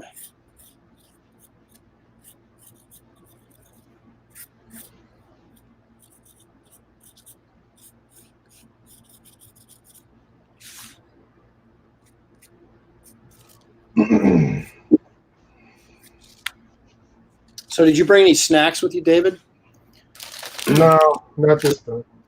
Dude, it's like a staple. I've got these. I actually went kind of low-cal. I got these Quaker Oats. Now they have the Quaker still on the bag. Isn't that racist now? Yeah. I think it is. But anyway, now you got me clearing my throat. So these are caramel flavored Rice Crisps. So you can get 13 pieces. That's 13 of these things at only 120 calories. I think that's pretty good. So I feel all right about eating these. There you go. And they're crunchy, so they'll pick up on the mic. Get some of that AMSR action. Mm-hmm.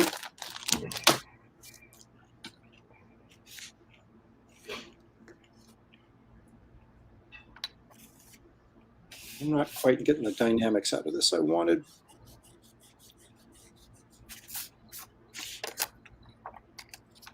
I'm already buckling under the pressure. As you should. Yeah. Well, you know, I was a really good basketball player in high school, but I missed several game winners that still haunt me to this day. So maybe I'm not a guy that comes in under pressure good. I don't know.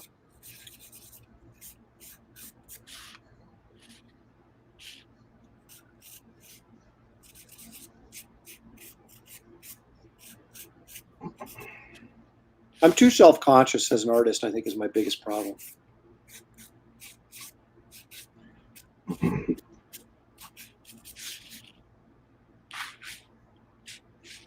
You know what? That's my problem. I am too. That's why, you know, our boy Mike had a whole bunch of guys on his channel, and he wanted me to go on there. I was like, yeah, no. I didn't want that smoke. Well, I go on there all the time and cheat. I don't draw whatever they're drawing. I noticed. Yeah. Well, that's right. You were on flicking me crap, weren't you, the other night? That's right. That's right. Well, to be perfectly honest with you, half the time I don't even know the characters they're talking about. Mm. You know, there's like gaming characters or stuff, and I'm just like, I don't even know who that is, man. If I have to pull reference, then I'm like, well, then I'm working overtime, you know?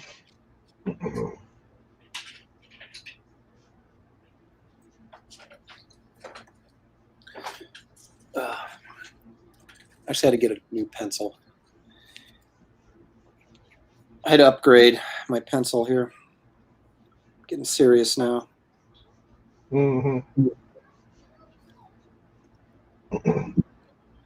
You don't sound like a guy who feels threatened. It's the name of the game.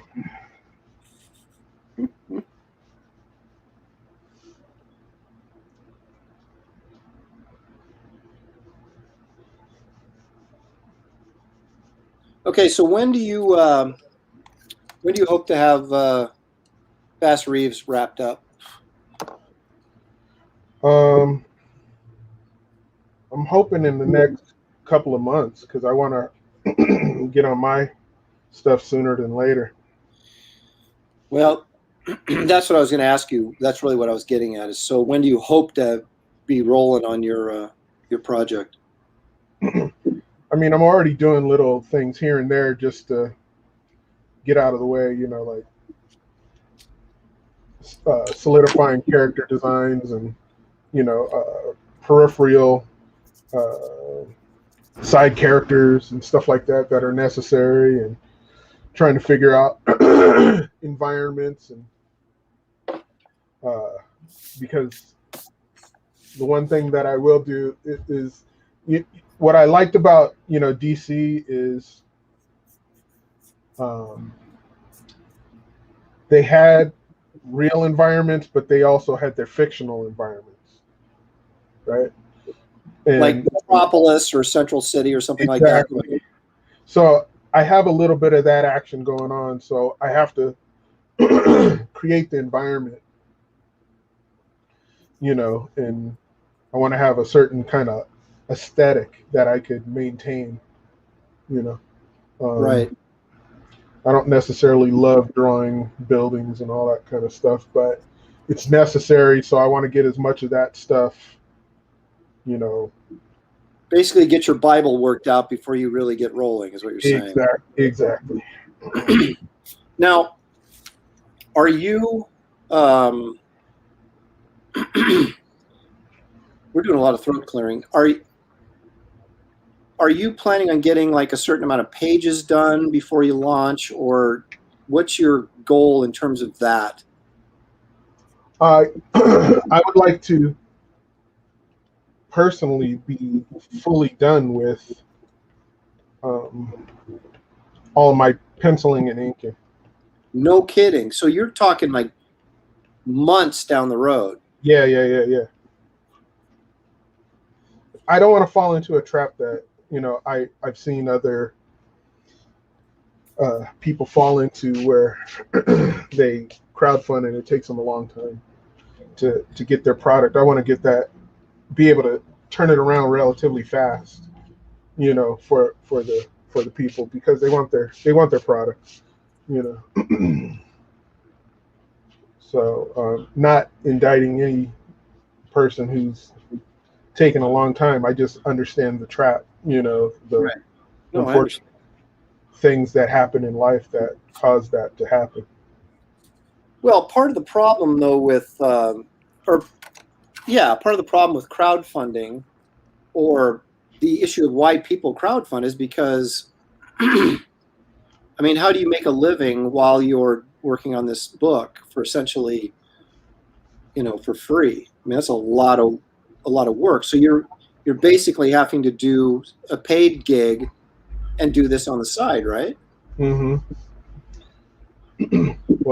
What I'm hoping, you know, is, you know, I'm still getting offers to do work here and there and using some of that to help fund it, but I don't want to overwhelm myself with picking up another, you know, 6-issue series and stuff. You know, like, you know, I'm trying to get my series out, you know.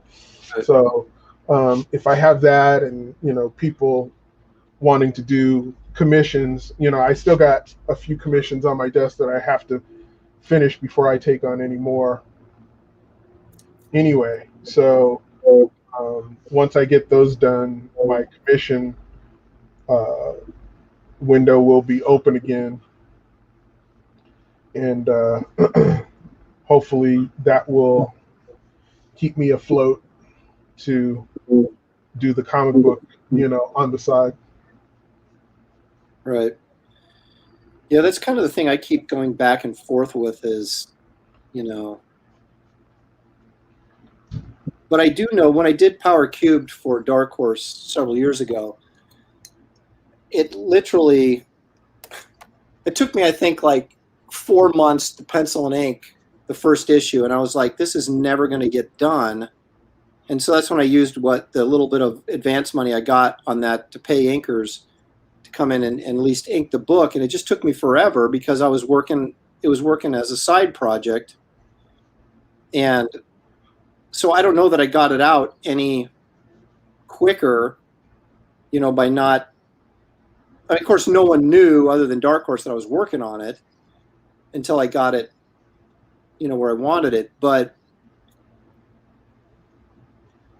I keep thinking if I don't go full bore and launch it and try to raise the money basically to do it up front, I may never get it finished because I'll always be working on something else to pay the bills while I'm trying to do that on the side. Yeah. So that's my concern. But I get what you're saying.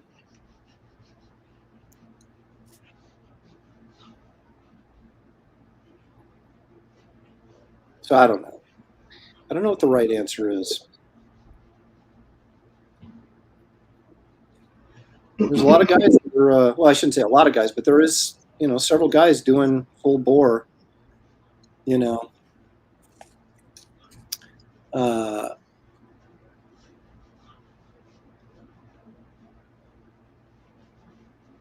I'm being accused of not paying attention to the comments, but they're all like smart aleck comments, so why should I?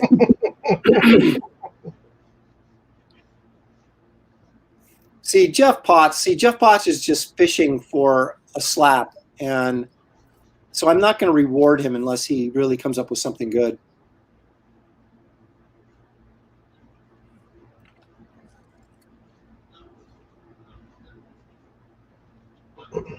All right, I'm already not happy with what I'm doing. Me too.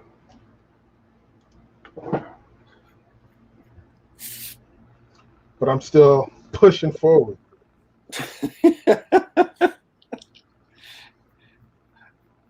That's the all I have to do is do better than me, right? It doesn't have to be great. It just has to be better than me. Was it like that? That's the old joke, right? You don't have to run faster than the bear. You just have to be able to run faster than your friend that's with you. That's right.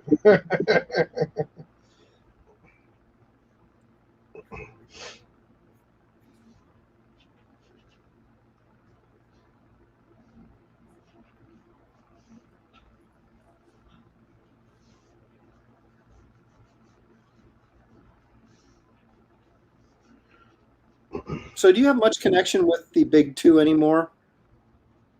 Not lately.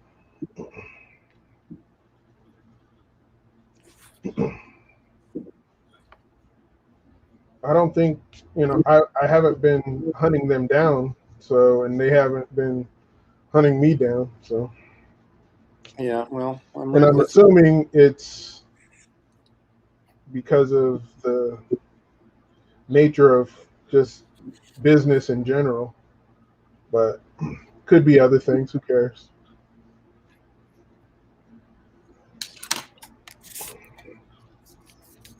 Yeah, I have having not done any work for Marvel or DC for now about 8 or 9 months. I've done pretty good despite that.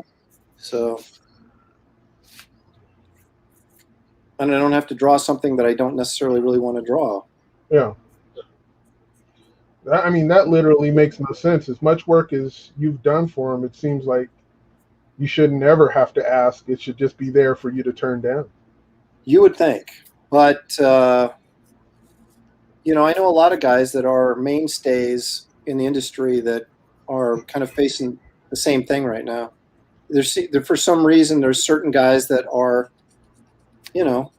getting plenty of work, and other guys that have sort of dropped off their radar. It's very interesting. Of course, part of the problem I think with me is most of my connections, every single one of them got fired. Yeah. And so then it's like I've reached out to the people there that I know that that are still there, but they're not people I've necessarily worked a lot with. Yeah. All the guys that I had been working with over the the last several years that that I was a guy they thought about, pretty, who should we get to do this? So let's get Aaron, kind of thing. Those people aren't there anymore. So it's like, it feels weird. It's almost like starting over yet again, and you're kind of like, ugh. If they secretly knew how old I was, they'd never hire me. They're ageist over there. They are. It's terrible. I don't know if they are or not. Who knows what's going through their mind over there? But I'll tell you what's going through my mind right now, that my Captain America sucks.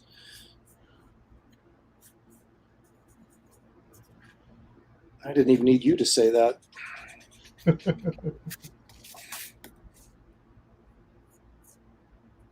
I just finished a cover, though, for a guy doing a Indiegogo book, and turned out pretty well. I was actually pretty pleased with it. Yeah. Colored it in the whole 9 yards. Although when I color stuff, it's always such a pain in the butt because it's such a tedious process for me. It's just not something I'm really fast at or proficient. So it just takes me, for what colorists get paid, man, you've really got to move to make it worthwhile. And I do not. But I've got to a point where I'm, I want to control as much of my art as I can. And so if I'm doing a cover, I'm going to color it. Good.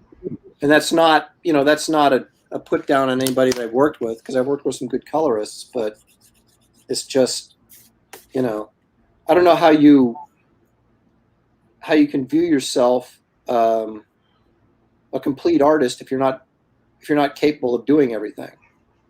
And I don't mean that to be casting shade on anybody that, only pencils or only inks or whatever. I mean, that's fine, but just for me personally, it's kind of like, again, all the guys that I grew up admiring, they did it all, Yep.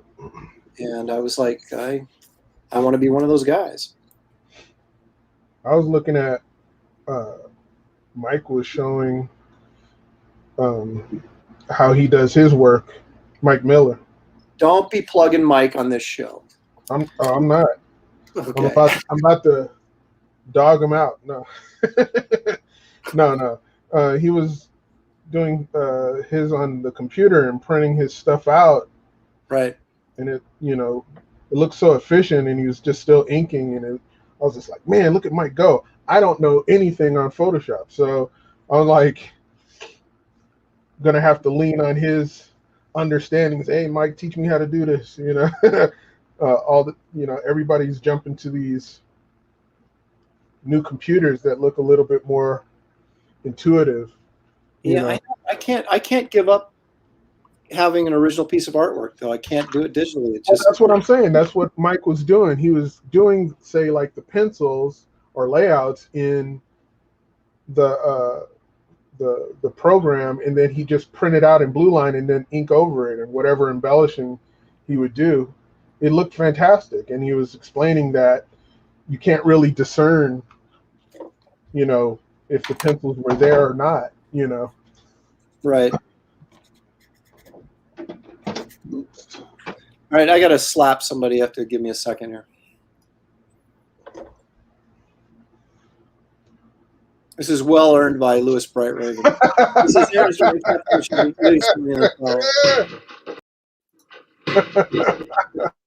I'll give him 2 for that.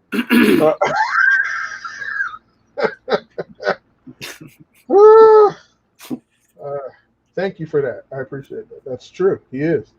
I could see it in his eyes. You can see it in his eyes. It's over. Lost before I started. This is like, to me, this is like drawing at a con, right? You're like, I'm a little bit more comfortable in my own house because I know my bathroom's not far away if I had to go.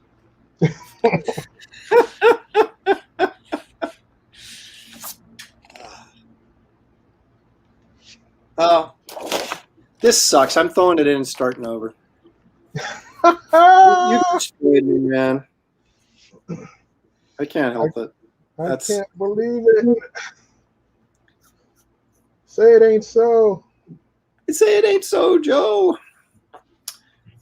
Oh, it's so. I don't know if I like mine. I might do mine over too. I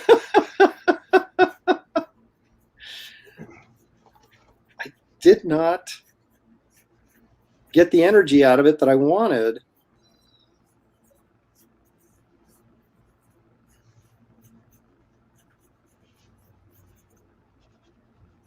was just too stiff. I don't know if I like that. Too posed? How's that? You know what? Because you're starting over, I'm going to start over too. Now the race is really on, right? That's right. That's right. Now we got to do it faster because your audience is going to get bored and drop out. That's right. They live for this. They just put up with my stupid videos.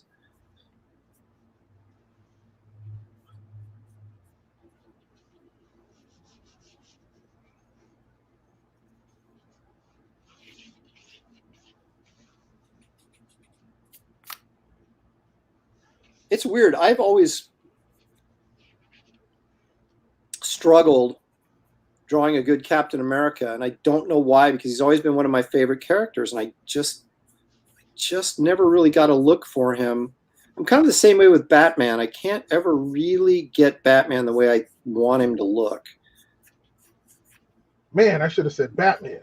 I would have smoked the.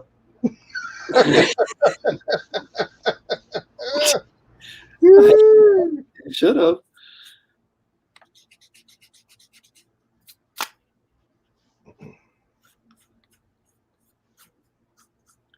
And it's so funny. I can, if I'm sitting on the, my drafting table and just working on a page or whatever, I can just come up with a pose and it just works and I just go with it and no trouble. I get on one of these things and I'm like second guessing everything I do.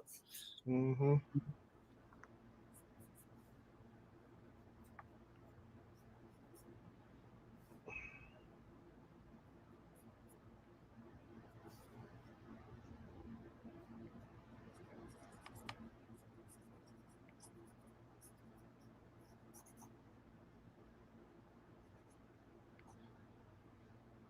So did you say last time that Garcia Lopez was your like go-to when you were a kid? Or, or Yeah, was it Oliver Adams? I loved I can't remember. Garcia Lopez because Garcia Lopez took what Adams did and refined it. It's like what Ramita did with, You mean Neil Adams, yeah, yeah, yeah. You right? know, it's like Ramita did with Spider-Man. You know, he refined what Ditko did and said, "Oh, I think this is what you meant to do." I know some people would take umbrage at that, but No, I mean it's true. I mean, this is a society that doesn't like truth, but I liked Ditko fine. I never liked him as a kid, and because I just didn't get it. I thought his stuff was too simplistic, and I didn't really understand what he was going for. But Romita, yeah, his stuff is more traditional, and I know that sort of gets bad mouth kind of along the conversations we were having earlier. But I like guys that draw well in ways that I expect them to draw well. sure. I mean, Buscema's another guy who did the same thing. I mean, he had a sense of style, of course, but it was more about how well he drew. Whereas someone like Barry Smith was more about, not that Barry Smith's not a great artist, but he wasn't, certainly back in his comic book days, he wasn't, what you'd consider a realist. He had a very sort of unique and exaggerated approach. Like his facial anatomy was very different than, with the big eyes and the long faces and things. Where John's work was more accurate to reality, I suppose, but it just, I like that. I like being able to look at something and tell what it is and be able to appreciate how well it was just drawn. For sure.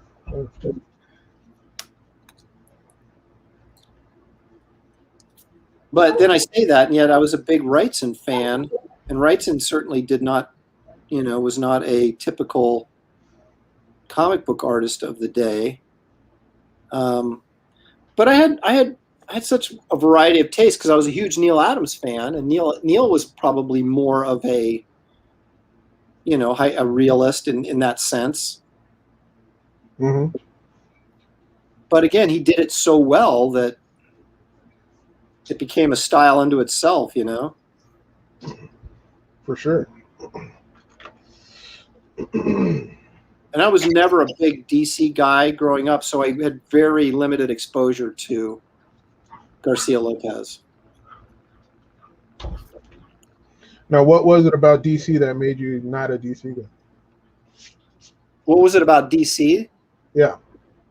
I just thought their characters were old and boring. Son of a. Oh, yeah. Yeah. Hey, Comics Legend says that I met David Williams at a comic convention and showed him the original art I bought from Jose Luis Garcia Lopez. Do you remember that? Who was that? Who said that? I wasn't looking. Just Comics Legend, whoever that is. I do not remember that, but was I happy to see it? I'm sure I was. Yep.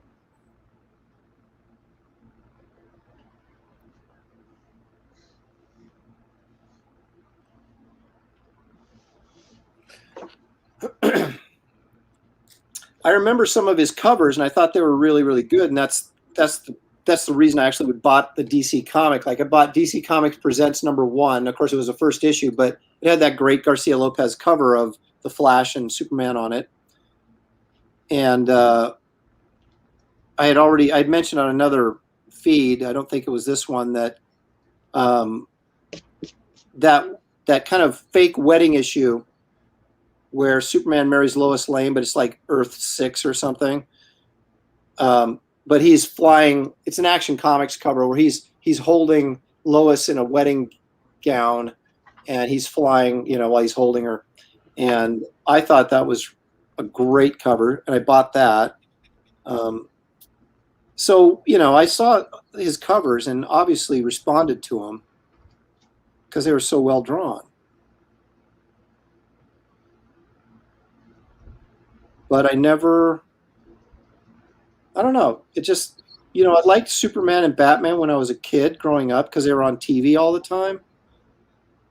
But I guess I just thought the Marvel stuff was cooler. Did you like Atari Force? No. No.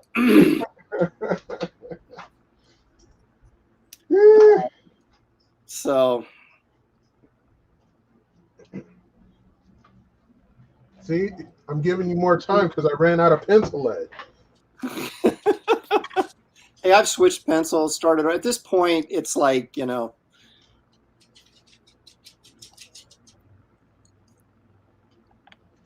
all bets are off, man. It's like, although I would say that our drawings had better be superior now that we've started over. Yeah. Well, I can say this. The one I'm doing right now is superior to the one I started. Okay. Whether it's superior to yours, I don't know.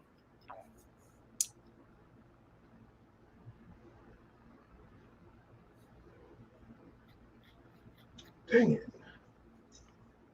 According to Hyper Potato, Atari Force is peak Garcia Lopez. No.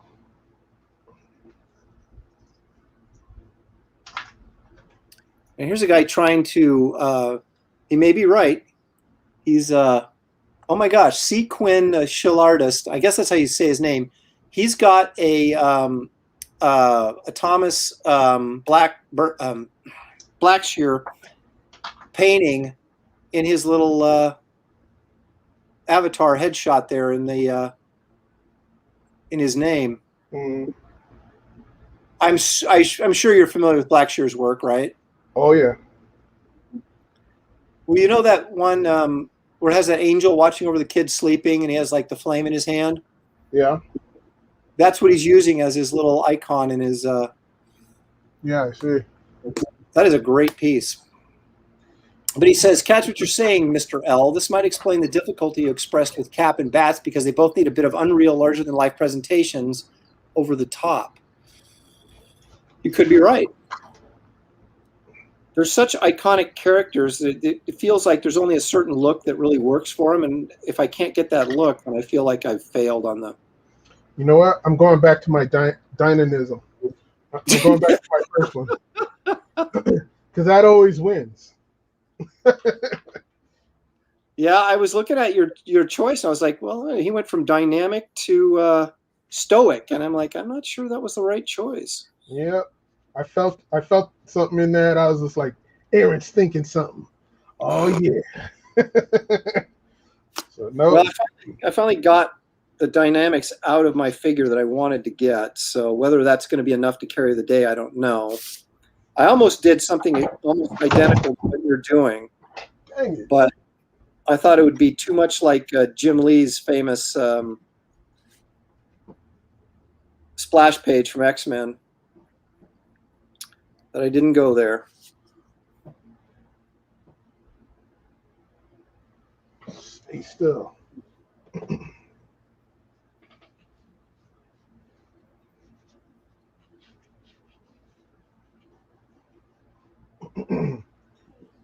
I'm just going forward no matter what. Well, sometimes you just gotta stick your head down and dive into the line, man. Yeah.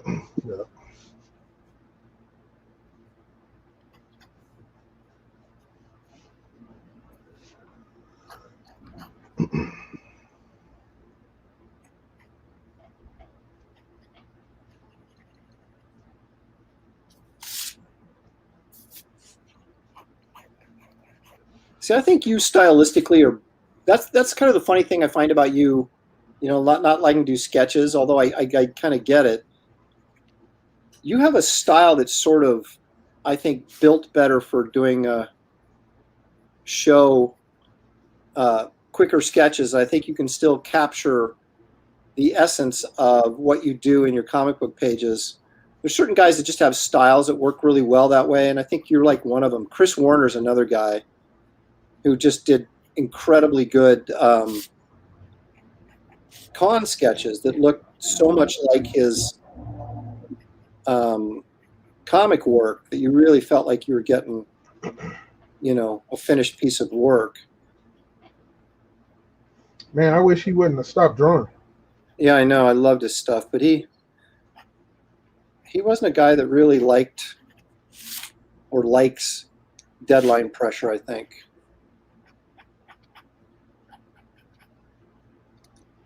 But yeah, I like his, even like his early Dark Horse stuff, Black Cross and his Predator stuff was really cool. And of course, he had a short run on Batman, didn't he? There, sort of in the late '80s. Did he? Yep, but it didn't last very long. I want to say the that issue that has on the cover with Jason Todd is stealing the tires off the Batmobile, and Batman's kind of up on the building looking down at him, like kind of catching him in the act. Nope. Oh, okay. Well, you call yourself a Batman guy? Come on. Hey, you know why I am a Batman guy? Is that Why? I don't buy all Batman crap. I call crap what's, you know what I'm saying? All the Batman stuff. So you're selective, is what you're I'm telling me. selective, yeah. So everything that comes out Batman isn't all good. So Well, this was like, part of the regular run on Batman. But I think he only ended up doing like 3 issues and then bagged it because he couldn't keep up or something. I don't want to mischaracterize Chris, but I believe that's what he told me, was that it was just, he just didn't like the monthly pace or whatever. Because I was like, dude, you were the regular artist on Batman and you just like walked away? Nuts. But I think he's, obviously happy with being art director at Dark Horse. Been doing that for ages. So, are they still around? yeah, they're. Yes, they are. Wow, I didn't know that. I'm not being a jerk about saying that either. I just didn't know. Well, I mean, how often do you get to a comic shop? Not never, but I still have friends. I would assume that they say, "Yeah, man, I'm doing stuff for Dark Horse or whatever." I just didn't know they existed. No, they do.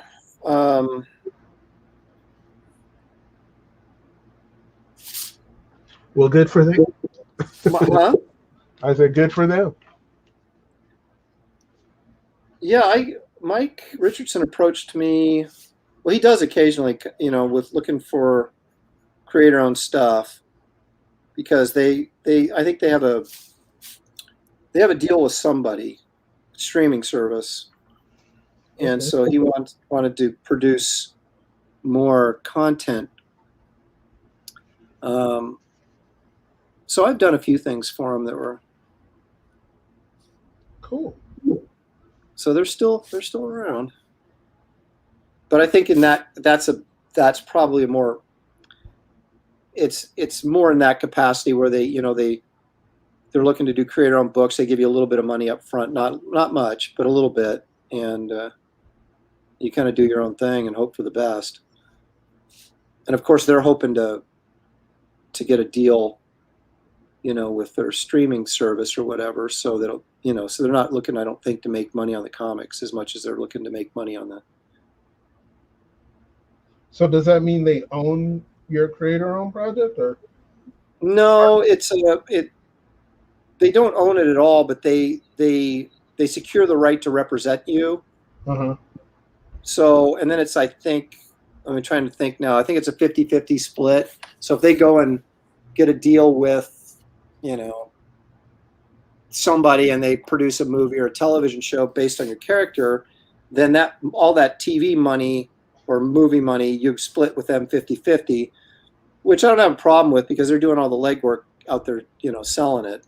But I still own the character until that contract expires, Gotcha. And then I either re-up or, usually they don't want it. If they haven't been able to sell it in a certain amount of time, then they're, Uh-oh, Shelley's creeping in the house. I'm creeping. But she's not going to appear on camera. Oh, no. Yeah. Hi, Shelley. Hi. I don't even think I brushed my hair today. I'm booful. I'm so purty. What time is Sammy done with work? 8:30. Ooh. So I gotta get this. David and I, Captain America, we both started over because we weren't happy with our first drawings, and he went back to his original. And I'm staying with my. With your new one. Where's your other one? It's just kind of dead. Lacks any sort of dynamics. This is much better. He's more twisty. Yes, and that's the thing. If I lose to David again, that's well. The Silver Surfer one was close. You should, because he's your guest. It's only polite. But he talks trash though. Let's see who's here. Well, they can't see me, so I can. That's right. Still my jammies. A lazy day. Shelley, what? I can't. Shelley knows there's a chat revolution. This, despite Mike is leaving us. There's some sort of political back and forth going in there. I'm not really sure. I wasn't really paying. Oh, don't get me on that. I can't. I'm watching the iPad, so I can't read the. Oh, this is funny. Hyper Potato, the Atari Force man, says, my strict Christian uncle had a talk with my parents about me reading Warner's Black Cross. He did not approve at all. Oh, that's pretty funny. Since it wasn't a religious book at all, it was like a guy what was he? He was a, what do you call a soldier for hire, a mercenary? Oh, I thought it was a joke. What do you call a... Hi, Jeff. Jeff's already been slapped a couple times. Uh-oh. Attaboy. Oh, man, I got a headache. Well, coming in here is not going to make your headache at all. I just need to go to sleep and wake up with a different life tomorrow. How about that? Well, you can be in it. Thank you. You're Appreciate welcome. that. Including you, Aaron. I just wanted you to. I can eliminate you and your stupid little video shows. Oh, yeah. Dad told Brian that. Yeah, he remembers me up there yesterday, and Aaron was with her.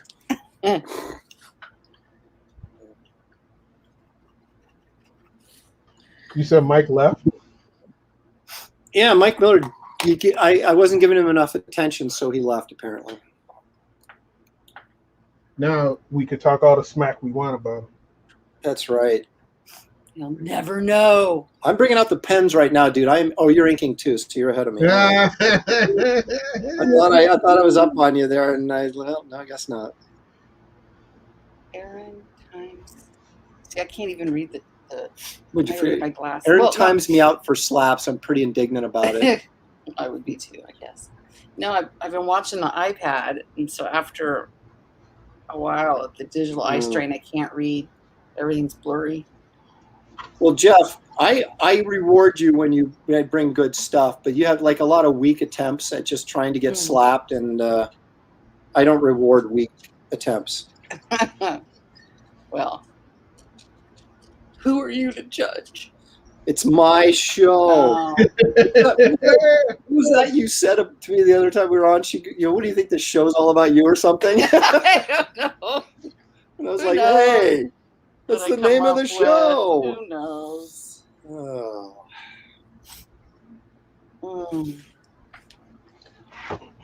I'm still not confident that I'm going to win this. Well, you don't know for your humility. David was intimidating me because he had like all the lights off in his room and just like a sliver of light. He was getting glare off his glasses and just a sliver of light on his face and all this blackness. Some, like, cinematic. So it was very scary. I was very intimidated. Felt very nervous.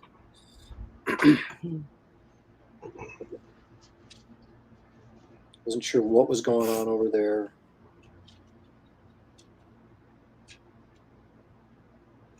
Yeah, I did have some guilt when I realized it was today like the special 100 episode. It is. And the thing is, I was in there talking with you and I got in late and I was like, oh, and so I like totally had just a total lame opening. In fact, I think I started playing the intro before I actually went live and I went, wait a minute, I'm not even broadcasting yet. So then I was like, come in. Sorry, like, my bad. Half the intro was cut off, but you know. We managed to get through it. Yeah. And David was not very talkative to begin with. He was making me earn it. So I was There like, you go. so anything happened interesting? Nah. I'm like, Super. great, thanks for helping. Yep. Yep. But we got it rolling. We got it rolling after a while. You said you turned the air conditioner I on? did. It's boiling up here, though. Oh my gosh. It could just be the pressure from the competition. I though. saw this, okay, as I was watching YouTube as well. This like physics teacher created this room cooling, I think it's called Reese Max or something. Now it's get you one. It's roasting. I can't take it. There was somebody had something. I saw this little. It was like a little device like this. And you add water to it, and it's like Yes. this little cooler. Yes. Okay, so we saw the same Exactly. thing. How It much made was by a that? high school physics teacher. How much? I don't know. See, that's the problem. Where's your phone? If it's affordable, I might, might I be just in have on to it. get. If they make a portable model, I'll just have one Well, like it was around only my, like this like big. around my neck, like It's that only- portable. Oh, that portable. Like personal. Personal, not portable. Yeah. Personal. Your personal cooling device. Yeah. What is? Oh gosh, Well, no, wait a minute. You said you wanted to move to a warmer climate, but But hopefully, I would acclimate. I don't know. This is hot. Isn't it warm out there because everybody's burning stuff down? yeah, we're getting heat from the Jeez, from the Antifa riots.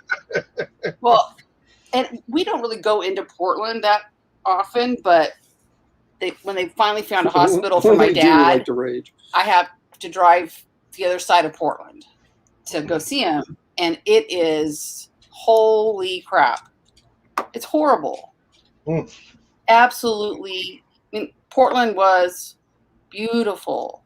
I mean, you can still, if you just keep your eye on Mount Hood and get the Yeah. view, it's still not bad. But Well, if you live Yeah. out in the burbs like we do, then you're Yeah. fine.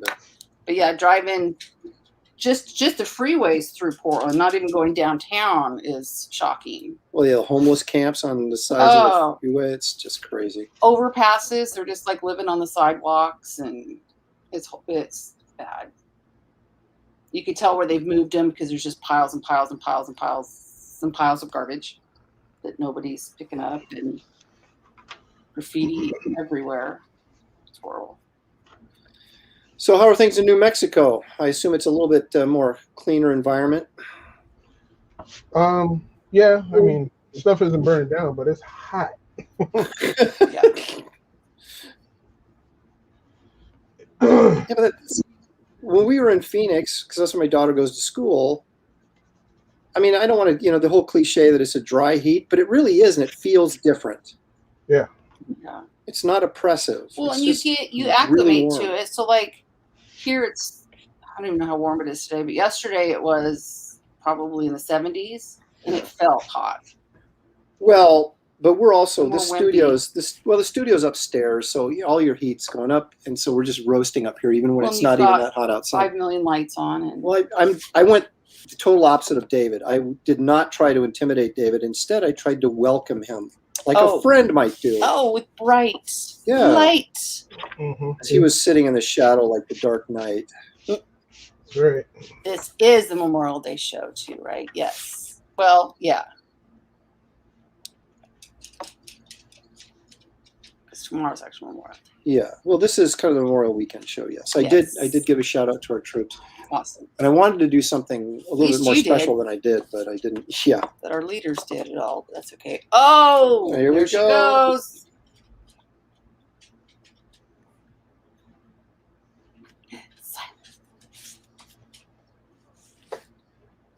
No, I see. I need you to carry the conversation when I'm drawing here because we're getting into crunch time, and Crunch time. Yeah. I got to bring it. Focus, man. I got to bring it. I can't go down for. All right. So what? I just haven't really had much of a life lately. So let's see. Schools are almost done all over. Woo! Well, I should be writing a final right I'm- now, but it's okay. I'm feeling like we should bring you back on for some more math in the not too distant future. Even I say, You love math. I do. I do. David, how were you at math in school? Good or bad? Terrible. Oh, I'm sorry. You just didn't have me. Just didn't have the right teacher. Well, we were taught very, very differently than what they consider best practices now. Although I loved my math teachers, maybe because I was good at it. But Wait a minute, you're inking the upper half and erasing the lower half? Yep. I think you're feeling the pressure right now, dude. No, not at all. Oh, yeah. Just thinking of something better. Oh, I see. Ooh, that's all. So now you're not just going to beat me, you're going to rub my face in it, is what you're saying. Well, not you.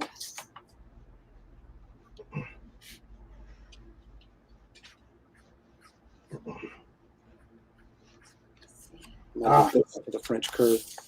Oh, what is Mrs. L's favorite Topic within math. Oh gosh, I love.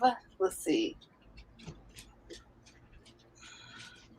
There's favorite things I like, and then things I love to teach. Like I love to teach quadratics and factoring. The way I teach it is it's like a pattern, and the kids really kind of like it. It's fun to watch them be like, "Oh my gosh," that stuff. But I love patterns and like Pascal's triangle and the mathematics embedded in that. I don't know. What was that thing where you showed like that all the trees and the leaves and everything were all like Fractal geometry. I love. Oh yeah, that was cool. The mathematics of like nature and graphing infinity is what they call it, I guess. But we see it in nature all the time with trees and their leaves match kind of the pattern of the tree. Or what's that? Broccoli and broccoli. The mini-me versions of the bigger self is what I kind of call it. But if you look up Mandelbrot, Benoit Mandelbrot, there you go. He's the fractal guy. He's the first guy that came up with. He was, I think, an engineer at IBM, and they were having disturbances within their transfers of information, and so he discovered this pattern within a pattern within a pattern. Way smarter than me. No, yeah. So that was, and what's that called? Fractal geometry. Are you telling me that fractal geometry is that new, or that new of a discovery? I got to grab a pen here. I call it baby math. Yeah. Oh, there's my wonderful legs. You call it? Oh, Lord. I need a tan. Baby math. I don't get it. It's so new, it's still a baby. Oh, I see. Now I get it. Now you get sorry. it.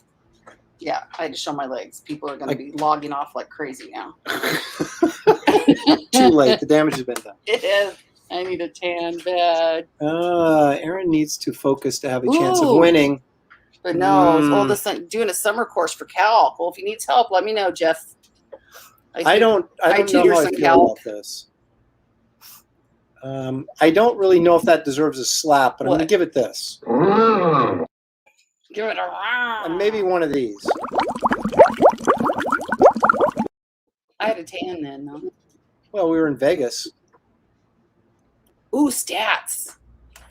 Stats is not my favorite thing. It's not bad, except I love Z-scores and that type of thing, but I really don't like hypothesis testing. I don't even know what you're talking about. That sounds like swearing to me. The null hypothesis I get, but the other ones, it's like, yeah, I don't like it. And do you accept it? Do you reject it?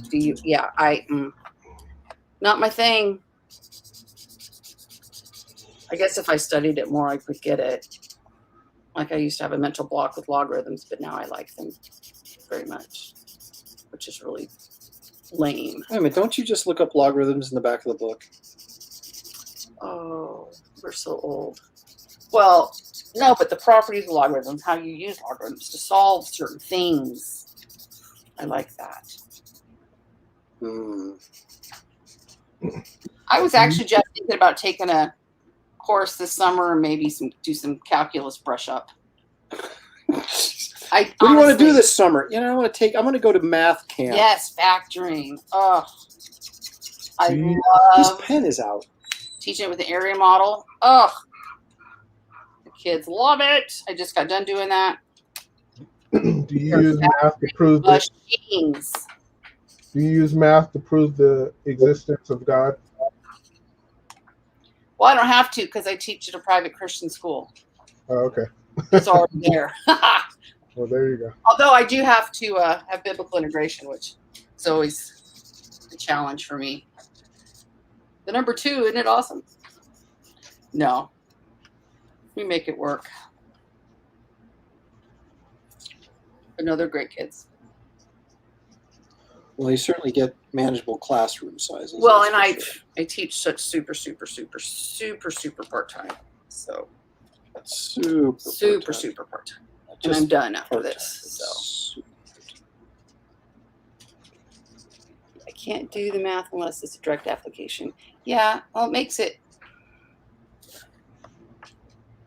obviously more real, understandable, relatable. So you were like one of those kids that said, "Where are we ever going to use this?"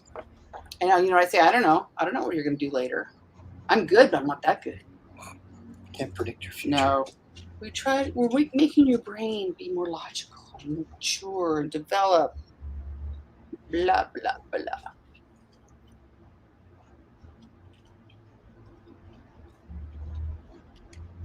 Calc is one of the things that if you're out of it, oh yeah, I had to reteach myself calc, but I didn't cry at all, and that's all I remember of calculus from college is crying. So I figured I was doing pretty good. I didn't make myself cry. Oh, bless your wife's heart, Jeffrey. I always got all the Asperger's kids just because I'm very structured and all, but yeah, people ask me why I never taught elementary, and I'd always say because I'm not that nice. I'd make them cry. I see. I always like the little kids. They always crack me up. They do, but the management. poke, Yeah. and the snotty noses and the he won't stop touching me. Yeah, I couldn't. Yeah. Now I just look at him and go, figure it out, and walk away. Being so dumb. Yep. Once you can apply it to something, it makes much more sense. Unfortunately, you have to learn the basics of it before you can apply it. So when I'm telling the kids, like we watched October Sky, and he used some physics, quadratics to prove that his rocket didn't start the fire, and my kids were just learning about quadratics. So it had some application, but it didn't really ring true because they weren't quite there yet. That's a good movie, though. Oh, it's a great movie. Very inspirational. And I like things that, well, another geeky of mine is projective geometry. I like, but it's never taught anywhere, but it's super cool. It's how you guys draw in perspective. But the bigger question is, Shelley, do you have a favorite Captain America artist? I do. I have a couple, actually. I'm not sure I can About say to have a new one, baby. What? You're about to have a new one, baby. Oh my gosh.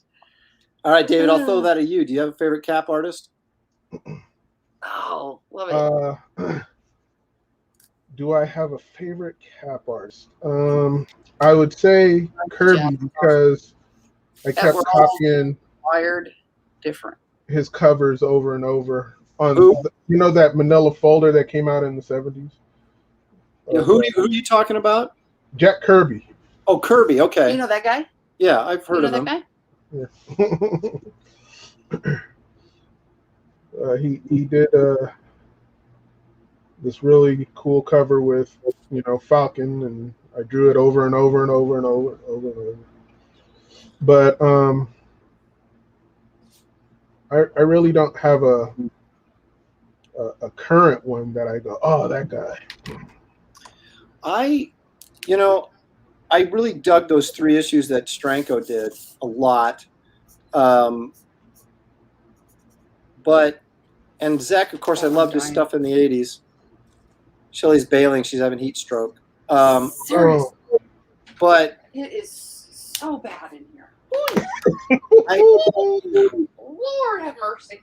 Um, Oscar. So she's gone out to chase the dog. But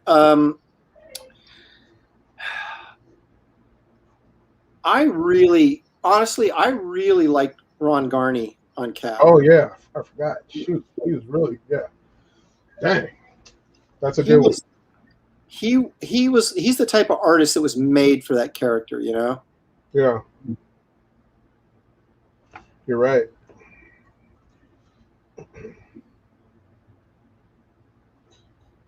And he's doing quite well with Berserker right now. So Yes, he is. So the thing I always liked about Ron is the same thing I like about you is you're just like, you know, you kind of sort of speak your mind and you don't really give a rip. I've always been sort of one of these guys who just never wanted to burn bridges, so I always kind of just went along. I'm talking about professionally, not, you know, anything of moral importance. But I was always worried about pissing somebody off that might be giving me a job later. But I always respected, like, you know, Ron just sort of like, you know, he didn't care who it was. He told them what he thought. If he didn't like what they were doing, he let them know. And you're kind of that same way. And I have a great deal of respect for, you know. Well, Ron has that, you know, I'll kick your ass, you know, if you don't give me work attitude also. Right. Yeah, he was like Vinnie Coletta. You're kind of afraid of him, you know. But of course, the thing with Ron he does really nice work. I was never much of a Coletta fan. He could back up all of that. Yeah. You know, swag that he has. Yep. He's like some kind of black belt or something too. So he's like a guy that probably could really hurt you if he wanted to. Yeah.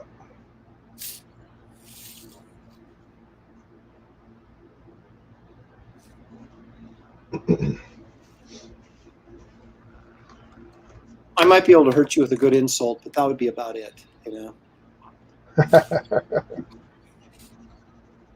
Are you going what are you using his classic costume, or are you going more contemporary with the pouches and stuff? It's a little bit of both. Mm-hmm. I'm not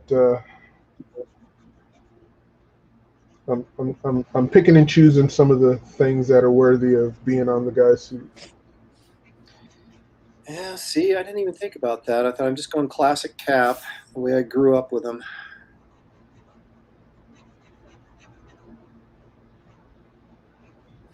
So, jumping back on this Cintiq conversation we started a little while ago,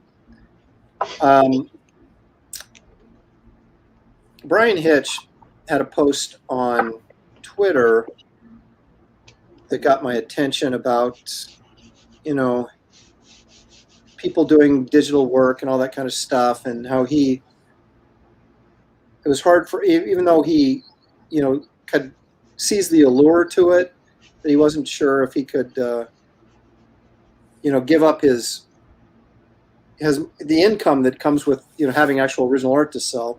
Sure. That was basically the gist of the point he was making, and I sort of jumped in and agreed with him that, you know, like 20% of my income usually on a year-to-year basis would come from original art sales, and just just having a piece of artwork after you spent like hours working on something to actually have it, that you can sell it or you can keep it. You know, if it's something that turned out really well, you're like, you know what, I really knocked this one out of the park, I'm going to keep it. And where, you know, if you do it digitally, I guess you can, you know, make a print of it, but there's really no original art that doesn't exist outside of cyberspace. And, you know, I guess that makes me sound old and old-fashioned, but it's hard for me to give that up, regardless of how efficient, you know, some of these new products are that allow you to do your art digitally. What are your feelings on that? No, I feel the same way, but there's also the sense of we've done that for, you know, a long time, where I can't see our original art being of maximum worth unless it's doing DC or Marvel stuff because people are so conditioned. You know, it's hard to say I want the same value of my work that I spent hours on over at DC for my creator-owned thing. Well, people buy stuff of that familiar. Well, oh, this is Batman, so I paid $3,000 for it. Well, I have my character that's like Batman that I put even more detail in and more love. Oh, I could only get a couple $100 for it. You know what I mean? Well, no, that's true. I mean, you're absolutely right. When you're doing a creator-owned book, it's this wholly different dynamic than when you're working on Wonder Woman or Superman or Batman or whatever in terms of original art sales. Because I don't sell, I haven't yet anyway, my creator-owned stuff. I haven't sold any. Yeah. I still have, I think Matt Ryan, who inked my Garbage Man stuff, sold a few pages. But I kept all of mine, and he still has most of his. And so I don't even know. I mean, yeah, granted, there's probably not a large market for that. Obviously there isn't, but I haven't really tried to sell it. I'm thinking more in terms of, you know, the traditional, you know, characters who work on at Marvel or DC. But if we're not going to be doing that, then I guess that does sort of change the. That's what I'm saying. Yeah. You know, and it's becoming apparently more factual that a lot of us won't be doing that stuff anymore, you know, or at least to a level to where we could make it, you know, a major part of our income. Yeah, I guess I'm still wrapping my head around that reality because I've been doing this, you know, mainstream comics for really almost 30 years, you know, and it's kind of to kind of sit there and say, well, okay, now I'm changing gears. It's not an age thing like, oh my gosh, I'm too old to do something new. It's more of a familiarity, you know. It's like you just get comfortable doing something a certain way, and then suddenly the dynamic changes, and you have to sort of explore new ways to you know, how the market. I'm not going to say explore new ways to do the same old thing, but new ways to make the market or work in the marketplace, because the marketplace is changing. I mean, we can sit there and say, well, I haven't worked for Marvel or DC for 8 months, but they feel like they're slowly dying. Yeah. You know, so it's like 2 years from now, is anybody going to be doing any work for them? I don't know. They may not be. That's why I want to be ahead of the curve and start, because once the competition actually happens, then now you're crowdfunding in competition with Olivier Coipel. Yeah. You know, and Travis Charest and all of it. And okay, now the dollars are going over there. I don't want them having my dollars. You know, I want to get down on the ground floor, so build my audience first so they know that I'm dependable and you know the quality you're going to get from me. Well, that's one of the reasons why when you said you still, you know, you wanted to get your book done before you launched it. And one of the things I'm concerned about is there's already a large presence in this indie market. I mean, it's not ridiculous at this point, but it's a large presence. And part of the problem with the indie books is their price point. You know, when you have a few of them coming out, it's not that big a deal. But when you have, you know, 50 indie titles coming out by, you know, good creators that you're aware of, or not even counting the talented ones that have been independent creators, you know, that's even harder to get that dollar, because now you want some guy to spend, although you're not putting out a monthly book either, so I guess it's a little bit different. But I kind of want to get, if I'm going to do it, I want to get into it before, like you said, before the market is flooded, or until Joe Biden ruins the economy. Oops. And they just shut me down on YouTube for saying that. So you know, so that kind of is like kind of lighting a fire under me, going, maybe I need to get this out sooner, you know? Yeah. Rather than later. I think so. Yeah, but but getting back to you, if you're gonna wait till you're finished with a book, I mean, are you talking like how long, how big? Yeah. How many pages do you foresee this, you know, your launch being? I mean, probably maybe 60 pages or something Okay, like so, that. so basically like a 64-page graphic novel like Marvel used to do back in the 80s when they were doing all those cool original material graphic novels, right? Yeah. Mm-hmm. That's essentially what I'm working on as well. It's stories about 70 pages because I had to introduce a prologue that helped explain a couple things. But so, that is a good amount of work to have to get done before you're going to, launch. Yeah, it's called a sacrifice. Yeah, but are you taking a risk? I guess is what I'm asking. You don't feel you're Everybody taking a risk? does. Everybody no, takes a risk. risk. Well, no, At this point, we're forced to take a risk. yeah, I don't mean that kind of a risk. I mean the risk of waiting too long to get your product on the marketplace and then having to compete with too many other titles. No, because mine will be closer to done. Those other people are gonna be probably falling into the trap that I said. They're like gonna crowdfund and they only probably have 5 or 6 pages just to tease people, and then they come out like months and months and months and months and months and months and months, maybe years later. I'm not going to do that. That's what I'm trying to sell people on, is that I'm not going to do that to them. I want to have the thing done, and it goes without saying that it's going to be quality. Right. So I'm selling them on me being dependable, because this 64 pages is just an entree into the larger world of David Williams superheroes. So I have to be dependable to let them know that this book will be coming to you on time and quality. Please invest in the next one. I see. No, I keep going back and forth on what exactly I want to do. I'm working on a cover right now for it, and I want to get some pages done. Uh-huh. But I'm kind of like you. I was like, it'd be really cool to be able to finish the book and then get it out. Mm-hmm. But I don't know how efficient I'm going to be doing that if I'm spending all my time, paying bills, and then trying to do it on the side. I feel like it might take me forever to get it done. Whereas if I crowdfund up front, and make enough money on it that I can actually, I mean, you may have to step up your commission game, or your putting out a sketchbook, or any of those other kind of things that'll help.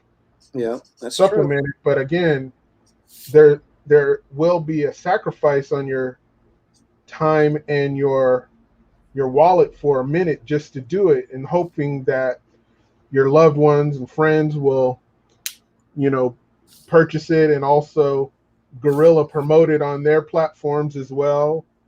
Do you think it would be helpful if my wife bought it, or do you think that's taking money out of one pocket?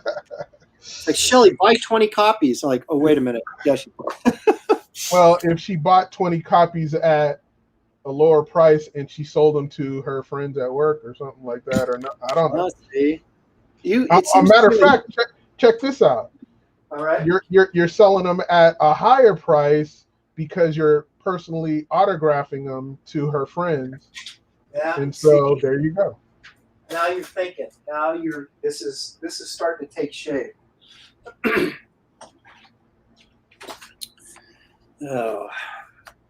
I'm going to French curve his shield a little bit because my shield's looking a little cheater. Are you suggesting that I'm cheating by using that? Yeah, no, I know. Wait a minute, you have access to one too. I know, but I'm just going all natural. Oh my gosh. Now I have heard it all. I'd be a fool if I didn't take advantage of every thing that was at my disposal. Yeah. Don't let me get in your head. That lighting already did. Just it's very comforting to watch you draw because I can actually see what's going on. It's not freaking me out.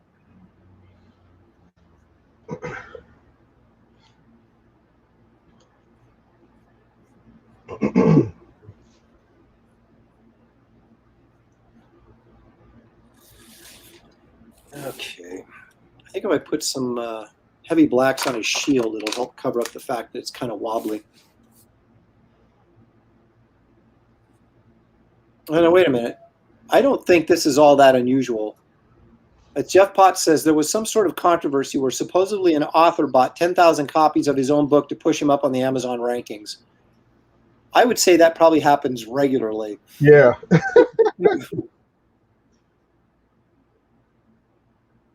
I had a friend who said he was going to do that, you know, if he didn't get the numbers that he wanted. I was like, no, don't do that, you know. Let's see. I was just like, he'll get the numbers. Mike's throwing us some wisdom here. He says, you can also sell the pages for a set price on your Indiegogo when you crowdfund. That's true, to help raise money to pay for the book.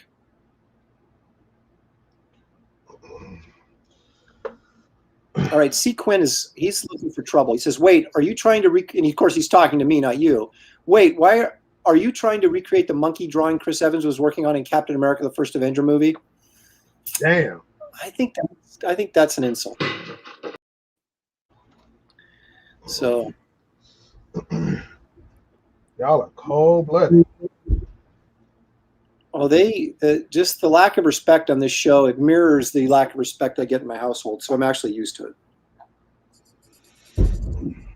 Respect your elders. I know. My daughter, she disses me pretty hard, but she gets it from me too. So I figured if I'm going to dish it out, I better be able to take it. That's right.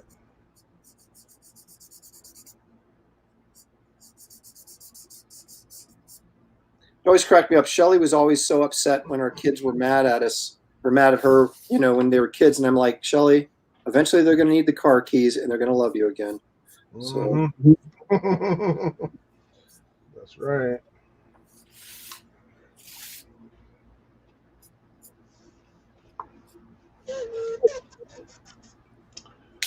Oh, boy. I like what you're doing there, David. Looks very nice. I know. Oh, man. See? Oh, my gosh. Oh, I love this guy's confidence. I pulled that crap when I was a kid. I was in 4th grade, and I still remember this like it was yesterday. We had some sort of, you know, parent day, and, you know, we sort of like showed off stuff at our desk, you know, and the parents would come in, and somebody's mom came up to me and said, because I had some artwork on my desk, right? And she goes, oh, you're a very good artist. And I said, yeah, I know. And my mom about died. She was so mortified. So that was the last time I ever pulled that crap.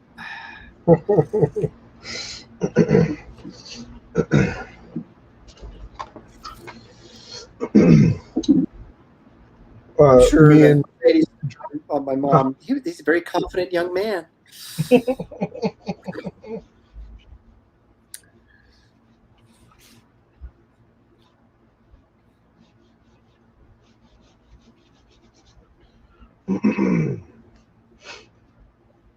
I think I'm pretty much done here. You ain't done. Which is weird, because I have to go get my daughter in about 3 minutes. What? I know. That's messed Time up. flies, man. Huh? So that's messed up. I'm just getting into it. Yeah, we've only been on the air for 3 hours. We've been on for 3 hours? Yep. Dude. All right, brother, let's see what you got. Man, let me finish my shield. All right, I'll show what I've got first.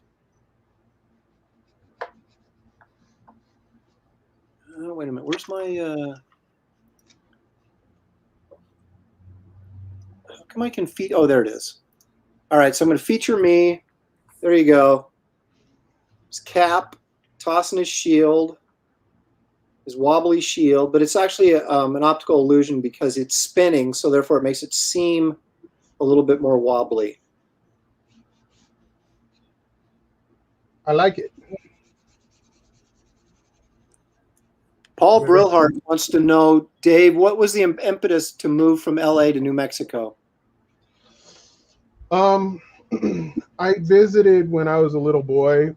My cousin lived out here, and I just loved it because it hardly had any people out here at the time, and it was just very, kind of peaceful, but it's turning into California out here. Because everybody's leaving California. Exactly.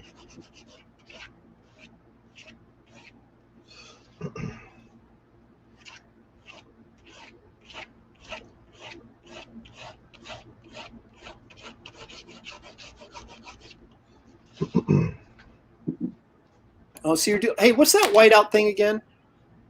What's it called? Presto. Presto. Yeah, okay, I picked up one of those. I thought that's what I got the right thing, but very cool. And it does work well, man. I love those things now. You got me hooked on it. In fact, I should probably go use mine.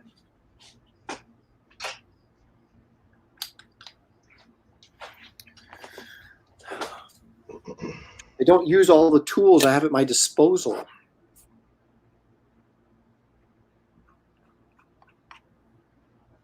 It's almost like getting a splatter effect without making the mess.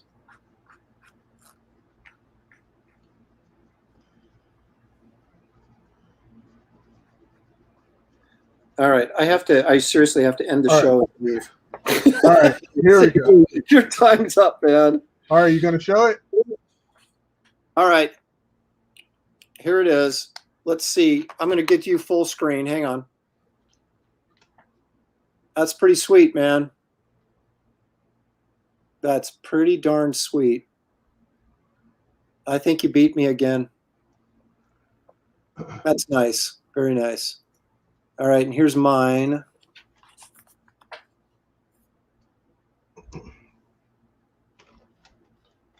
So...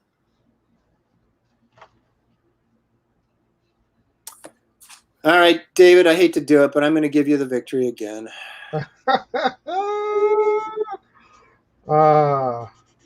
You know what? We both won. There we go. We're both winners, right? It's a tie. But I can tell you this. I can tell you my